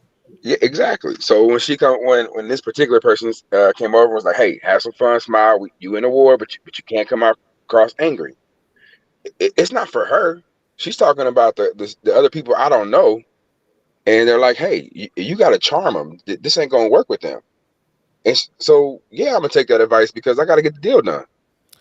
You brothers can do a master class on just human relations, just human relations. Period, bro. Like the level of balance and nuance. I know I don't have it. I've watched 5 minutes of it. I'm already cussing at the screen. So I'm, like But that goes back to life though, and everything. Like when you act with emotion, sometimes you make a bad decision without yes, thinking. sir. So it's just balancing yourself and still staying principled, but doing it in a way where it works and not because even like in sports and things like that, I was always told don't be emotional, Yeah. don't overreact, stay balanced and those type of things. It's not about somebody sunning you or making you feel less than. It's about, especially if it's somebody I'm cool with, I'll listen to them. It's just, you're in a fight. Don't be emotional in a fight, because if you're emotional, you might overlook something. That's all it is. you guys are the epitome of be like water. Appreciate it. So on the floor, there's a golden rule. One, you can't ever push somebody else's button, and that because that you don't. It's just you can't do it. But there are three people in the legislature who can shut off my light and tell me not to speak because I trust them in my circle to make sure I don't do something stupid. And I can't tell you the number of times this year they're like, Justin, you need to lead the floor. Justin, you need to turn. And I find myself doing that with Senator McKinney because I think we had that relationship. I'm like, don't even respond, man. Let's just go. Like if you don't have somebody on your team who can recognize when you getting emotional and pull you out, you ain't gonna survive. Gotta save you from yourself. Buddy, next year we're gonna be sports commentators to the legislative floor. We're gonna be like, and Brother Terrell McKinney has pressed Justin's button. Will he leave? Let's see. Oh man. Well, we go. There goes that man. Man hit with the mic, bang. Hey man, like Miss Erica Bell says about your wife, I wish her a speedy and complete recovery. Yes. Sorry that you're going through what you're going through there. And on a personal level, you need anything, man, let us know, bro. Like I know you're going through a hard time. You got the kids and so on and so forth. So, Appreciate it. Yeah, man. Same with you, Brother McKinney. I know that your family still going through what you're going through too, man. We do this, we do what we do here, but on a personal level, man, you can always give us a call too on whatever, man. Bring a meal, do whatever. For sure. Thanks. I appreciate that. We're gonna let you brothers get to it, man. It's about 8:43 right now. If you believe in the concept of time, you guys got you anticipate a long day up there today? It's gonna be a very, very. It might be long, but it's gonna be more so emotional and things like that because of LB 574 is up on final reading. It's the trans bill and the abortion bill combined. It's gonna be more. It's gonna be long, more so not because we're gonna be here late, but more so because of just the emotional things around. Draining. Yeah. I'm not gonna be there. There you go. That's what it is. I'm gonna be there. Yeah. Okay. All right, man. Well, you guys take care, bro. Seriously, man. Let us know if you need anything. Brother Sanchez says thanks to the senators for recognizing the trust they need to have in each other. Really appreciate that. Brother Knight said, I wonder how often those rules apply to someone that doesn't look like you two. Very true. Good question. Erica Fell says, you two are truly a blessing to Nebraska in so many ways, including that you explain processes and nuances. I thank you. That's exactly how I feel about it. I thank you too. I really appreciate that. It's really entertaining, man, to hear about these processes and nuances from from the brothers that want to share it. So can't thank you enough, man. And you guys take it easy this week. We'll see you next week. Yeah, brother Knight, I agree too. But What you say? I was saying, brother Knight, I agree. Before we get out of here, As far as being able to be passionate and things like that. I'm trying to tell you, man, this is a stark difference, man. They be calling each other out, man, and somebody told somebody to shut their mouth about their family yesterday, and oh man, bro, they be going off, and then these brothers get on so cool and smooth. I'm just like, see, man, there's the difference. The difference is respect. I feel like the difference is respect. If you trying to look somebody in the eye and talk to them and really get on the same page, you can't come disrespectfully. You can't really do that. You know, I said this maybe yesterday or the day before when I was trying to calm the waters or everything. Because I knew our bill was coming up, and they tend to. They don't know how to shoot straight all the time, so sometimes they hit the wrong people. So I was trying to calm the waters a little bit, and I explained that, I may not like Trump, I may not like Clarence Thomas, I may not believe what they believe, but I respect their office. And at the end of the day, it ain't about them as a person, it's about their office. And you got to have some kind of level of respect for the office. And I think this year a lot of that went out the door because a lot of this stuff is personal to people. And for me, it's like, since I've been down here, every decision we make has been personal to me because I got a cousin in prison. I got, everything that I see has been personal. And I think now some people are starting to realize how important what we do down there. And sorry about that. And that's part of the problem that they're just. They blowing you up. They blowing you up. I guess that's my sign. I guess that's my sign. All right, y'all have a good day. Yep. Peace. All right, y'all. All right, brother McKinney. All right, peace. You, have a good one. Man, you see the senators in the thick of it still tuning in with us. Definitely big shout out to Senators Justin Wayne and Terrell McKinney for taking the time out. As you see their busy, draining schedules, to let us know what's going on. That's what's up. Yeah, man. Really appreciate them. Let's take a quick break. We'll come right back. You're listening to First Sky Omaha Radio. First Sky Omaha in the morning. Paul Beeee, Buddi3 Da Gawd, Chad Chambers, Ghost listeners, radio listeners. Stay tuned. Be right back, y'all. Hey.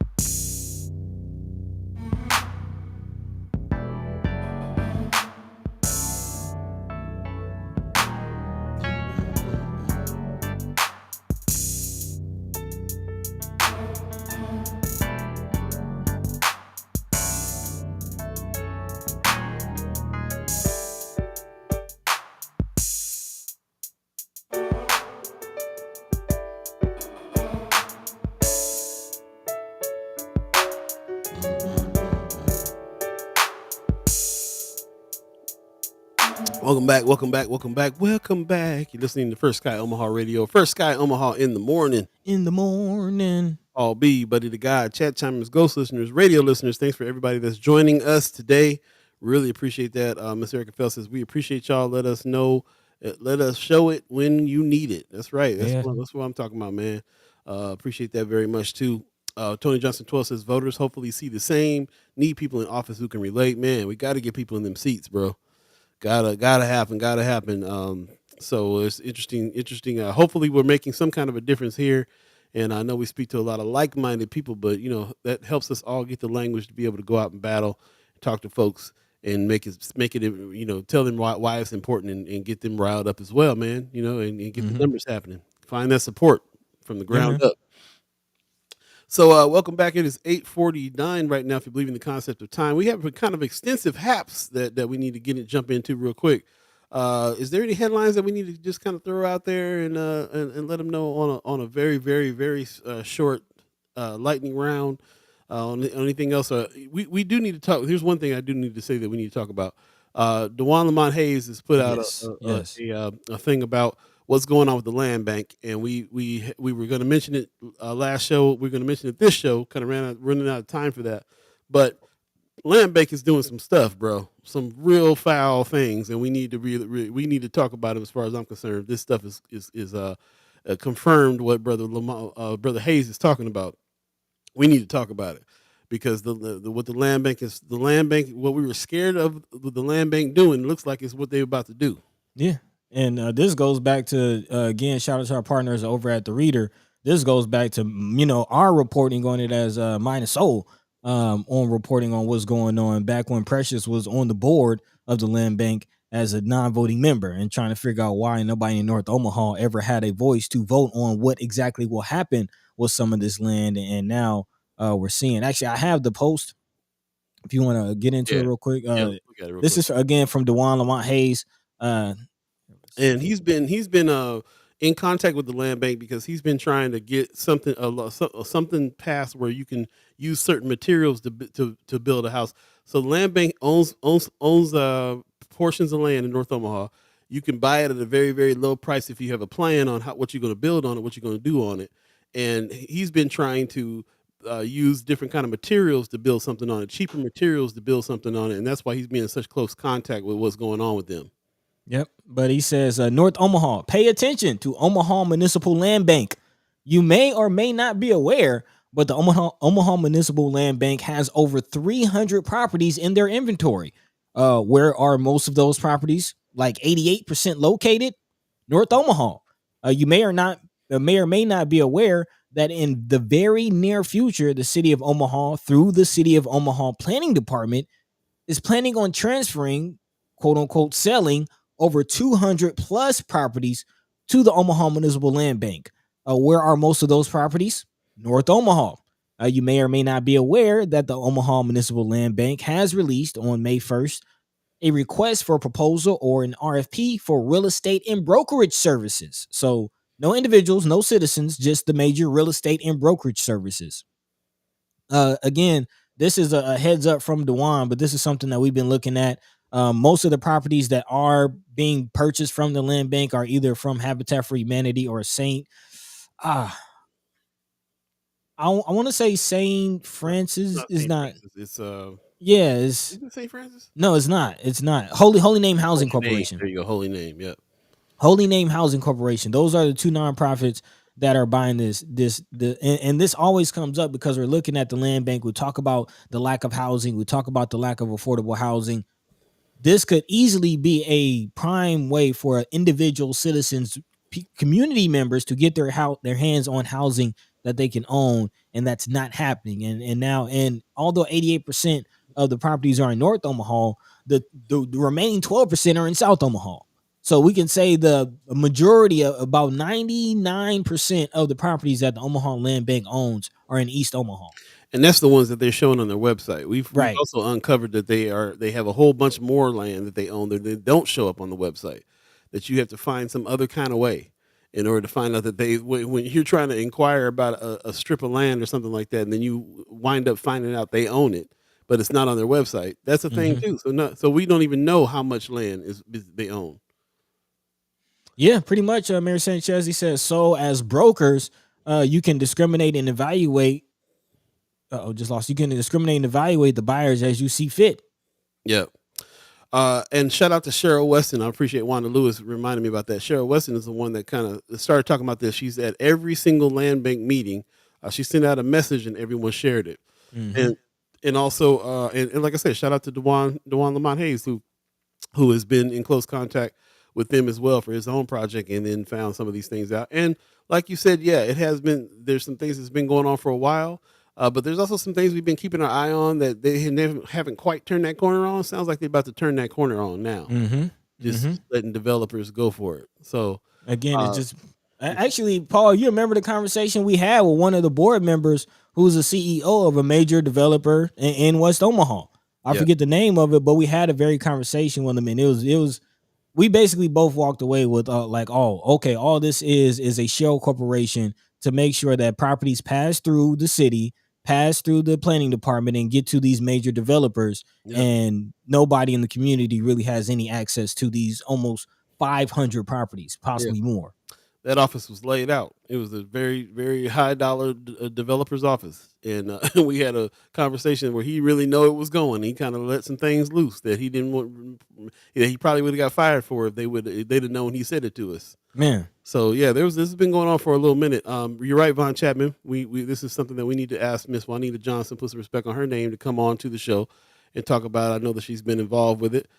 Because my next question is how we stop that? How do we stop that? Well, the issue is hundreds the of issue is nobody from North Omaha has a vote. That's so everybody who's making the vote, making the decision on this, are from outside of North Omaha.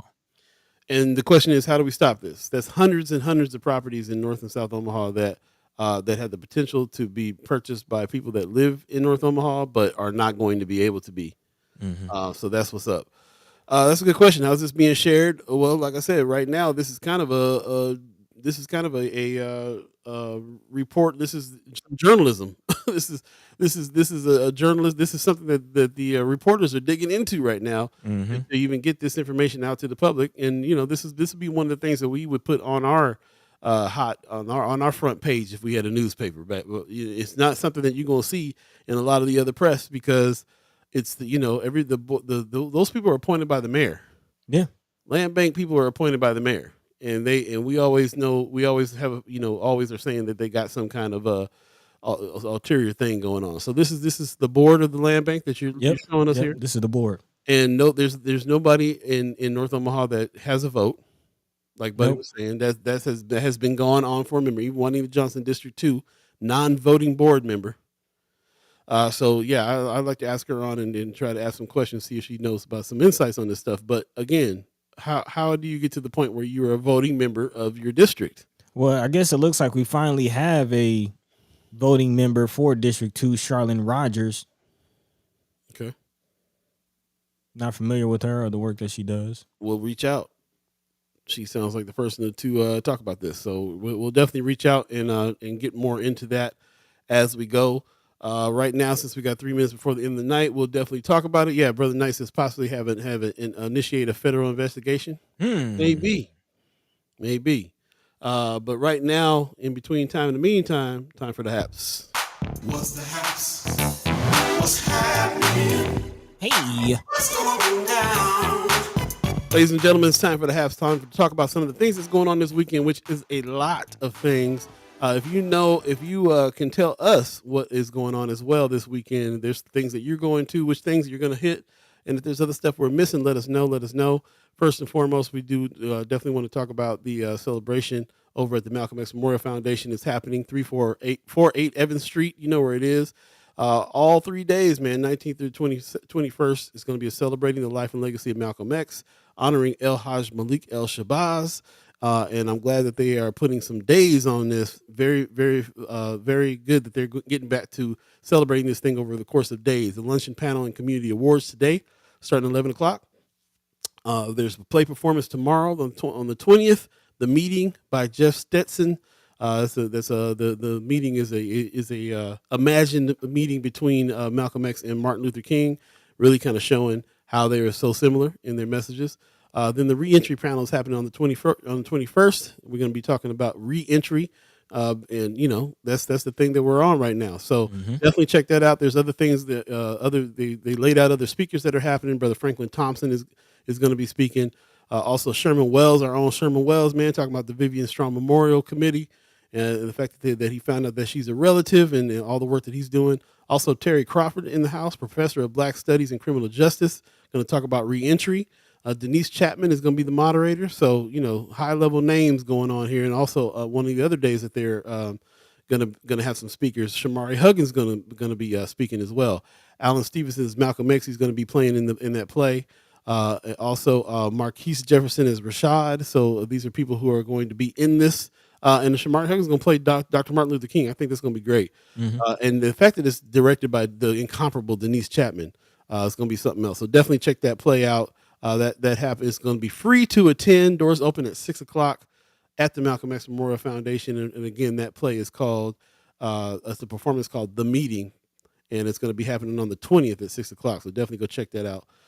Really appreciate everybody who is going to attend that, man. I hope to run into some of you guys out there for sure. Yeah. It is 9:00 right now, but I do want to talk a little bit more about some haps because there's a lot of things that are happening right now that we really kind of need to talk about. So I am going to get to the next piece here if I can find it.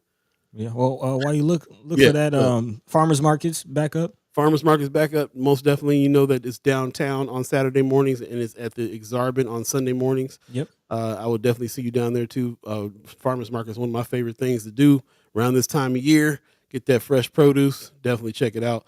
Also tonight is the big event for tonight that's happening as well. May 19th is happening. It's the Steelhouse Omaha presents Hip Hop Lab. From what I understand, there's going to be some speeches. There's going to be some dance performances. All kinds of stuff is going down tonight. The Beat Miters in the house. M1 is in town. It's going down. Our own DJ Crab Rangucci. So, man, Rashad Ringo Smith and D Prosper, a couple other cats that I'm going to learn about tonight. Definitely going to be down there at 7:00. No tickets required, but it's going to be a serious line out there. So definitely check that out. This has been getting around, and I would say this is something that you definitely should be checking out for sure. So let's get down on that. Also at the Benson Theater, the Benson Film Festival is happening. Hey. That's going down today and tomorrow, starting at 2:00. This is going to be a tradition, man. This is the inaugural. So you know how we have the Omaha Film Festival? Well, Benson has a film festival as well, and no better place to have it but the Benson Theater. Definitely check out the Benson Theater today and tomorrow to get down with the film festival. We've been looking at some of these films, high quality stuff. Beautiful. From all of us, from all different backgrounds, man. It's really, really something else to see. So definitely check that out. And we'll have more to talk about as far as that's concerned coming up as well. So really appreciate everybody who's been frequenting the Benson Theater, man. You can see that it's the spot for us. So definitely check out the film festival. It's going to be a highly anticipated thing that goes on this weekend. You can go to the website and go to individual tickets and see individual things if you don't want to do the whole 2-day pass. But, do the whole 2-day pass, man, and be able to come back the next day and check it out. It's going to be something special. So go to bensontheater.org, get your tickets for that and anything else that's going on over there. Definitely check that out. Downtown Library, the grand opening is happening on Sunday. This is happening Sunday, 12:30 to 5. 1401 Jones Street. Go check it out. This is going to be a kind of a preview of what the new libraries are going to be, man. Books, kind of do space situation. The new downtown branch is finally opening up. I went to a meeting last week on the steering committee of the library. We went to a meeting last week and talked about the grand opening, talked about the feedback that we were getting. We got maybe 5,000 entries about what these new libraries are supposed to be. So lots of data to sift through. And the team that did their job in a big way, and we're going to be one of the first places in the country that's going to be upgrading our libraries in a way that's going to be really relevant for the future, and I'm really excited about it. So definitely check out the downtown grand opening branch. I will definitely see you down there on Sunday, and that's going to be very important. Definitely check it out. You know that Juneteenth is coming up, so you know that there's stuff that we just had Calvin on last show. Freedom Tainment presents Omaha Freedom Festival. This is also happening at the Malcolm X Memorial Foundation, 3448 Evans Street. Celebration of Juneteenth all that day. This is for all ages. It's free. You can go check it out at omahafreedomfestival.com and check out the arts and crafts, carnival games, free food, all kinds of stuff going on that day. And then, of course, drop the kids off at the grandparents' house and come back for the show that night. Music Soul Child, Life Jennings, Angelie, and Timeless. Man, we have the Omaha Festival is going down. Real quickly, low key, I just kind of went on the spiel yesterday and went down the rabbit hole. Music Soul Child and Hit Boy got a new project out. I heard man, it's dope. It's dope. Music is definitely back. Definitely check him out. Grown folks music. Oh yeah. Good vibes. Music is back, man. He still got it. That's what's up. Speaking of grown folks music, man, shout out to William King, who's putting on the Yes. celebration of fatherhood featuring In Vogue, Melissa Morgan. DJ Reggie C is going to be DJing, and Joshua El Stupo, my man, he's going to be hosting this thing. It's going to be very, very fun time at the Orpheum Theater as well. Get your tickets over there. Go to ticketomaha.com and get your tickets there. Boss with us over there, man. Celebration of fatherhood featuring In Vogue. I can't wait to go check this out. 6th annual too. So shout out to William King for doing this, man. Father's Day, June 18th. Put it on your calendar. Let's make it happen. Let's get down with it. Doing it big. Also around that time, Taste of North Omaha going down. I saw that. Yep, Juneteenth weekend. That will be going down at Eagles Nest, right on Sorensen, 5775 Sorensen Parkway. Who has the best cooking? Yeah, we're all here for it, man. We're all here for it. Do you have that flyer? If not, I don't have that flyer with me. Okay, well here you go. Oh, there you go. Sweet. Yep, Taste of North Omaha. Who has the best cooking? Restaurants, fashion designers, hairstylists, community groups, entertainment. It's going to be a whole thing, man. Again, that's going down from June 16th to June 17th, right there, Eagles Nest, 5775 Sorensen Parkway. Come on, Sorensen. That's what's up. Yeah, bring your eating pants. Is that what I've been listening to? Eating pants. Hey, before we get out of here, just want to give a shout out to Miss Erica Feld, who was very, very active on the chat today. Really appreciate you. She said, don't forget Farmers Market, and not only take SNAP, but will double your SNAP dollars when you buy fresh produce. Hit that Farmers Market. I appreciate the information. She's also looking for some kids, man. She's getting the Play Schoolhouse back up and rolling. If you know us, then you know her, and you know that she's been going through some medical situations there that she's been fighting through and trying to keep the house, keep the business. And shout out to everybody that's helped her do that over time. Now she's getting better, and it's time for her to start getting some kids back over. She says, I have openings for summer fun and this fall for morning preschool and all day preschool enriched childcare, welcoming children 2 years and older. Hit her up over at Miss Erica's Playschool.com. And you if you already know her, talk to her in the chat, man. If you can refer some kids to her, or you can get your kids to her, even better. She's great with the kids, and that's what's up. So really, really appreciate the fact that she is a chat chimer and a friend of First Sky Omaha. She's fam, man.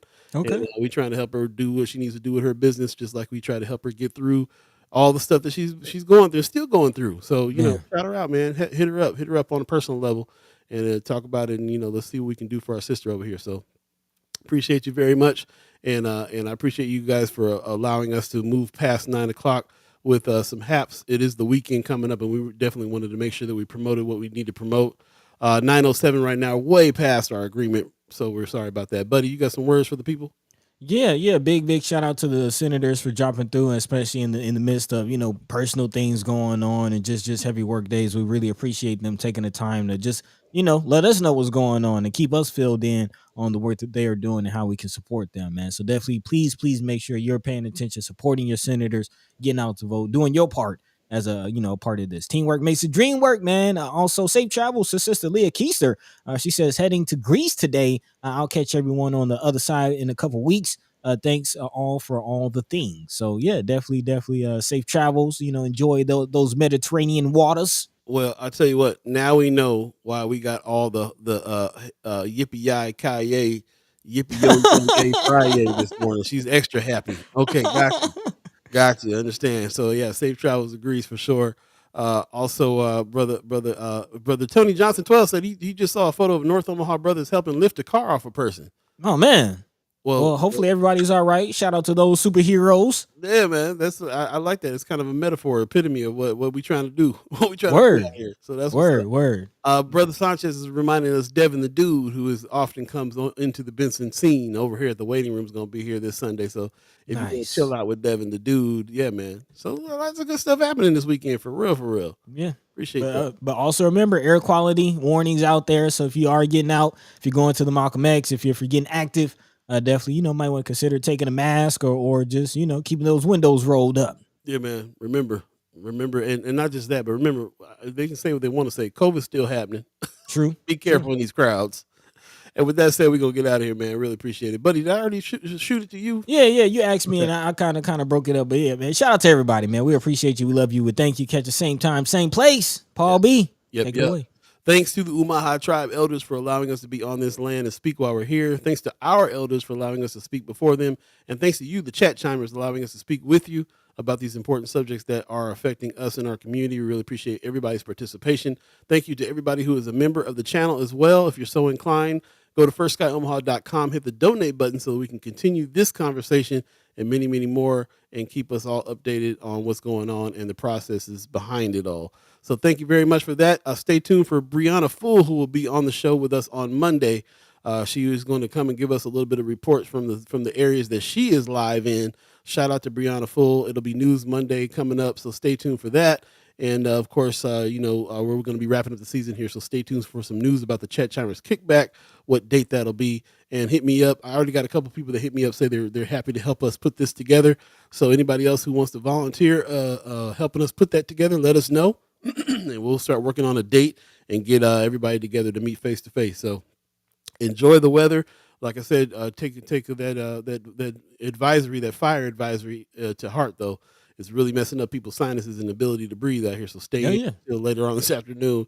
But take care and enjoy the fact that we have a few days of spring. You know how Omaha is. We only get about 2-3 good days. So enjoy them.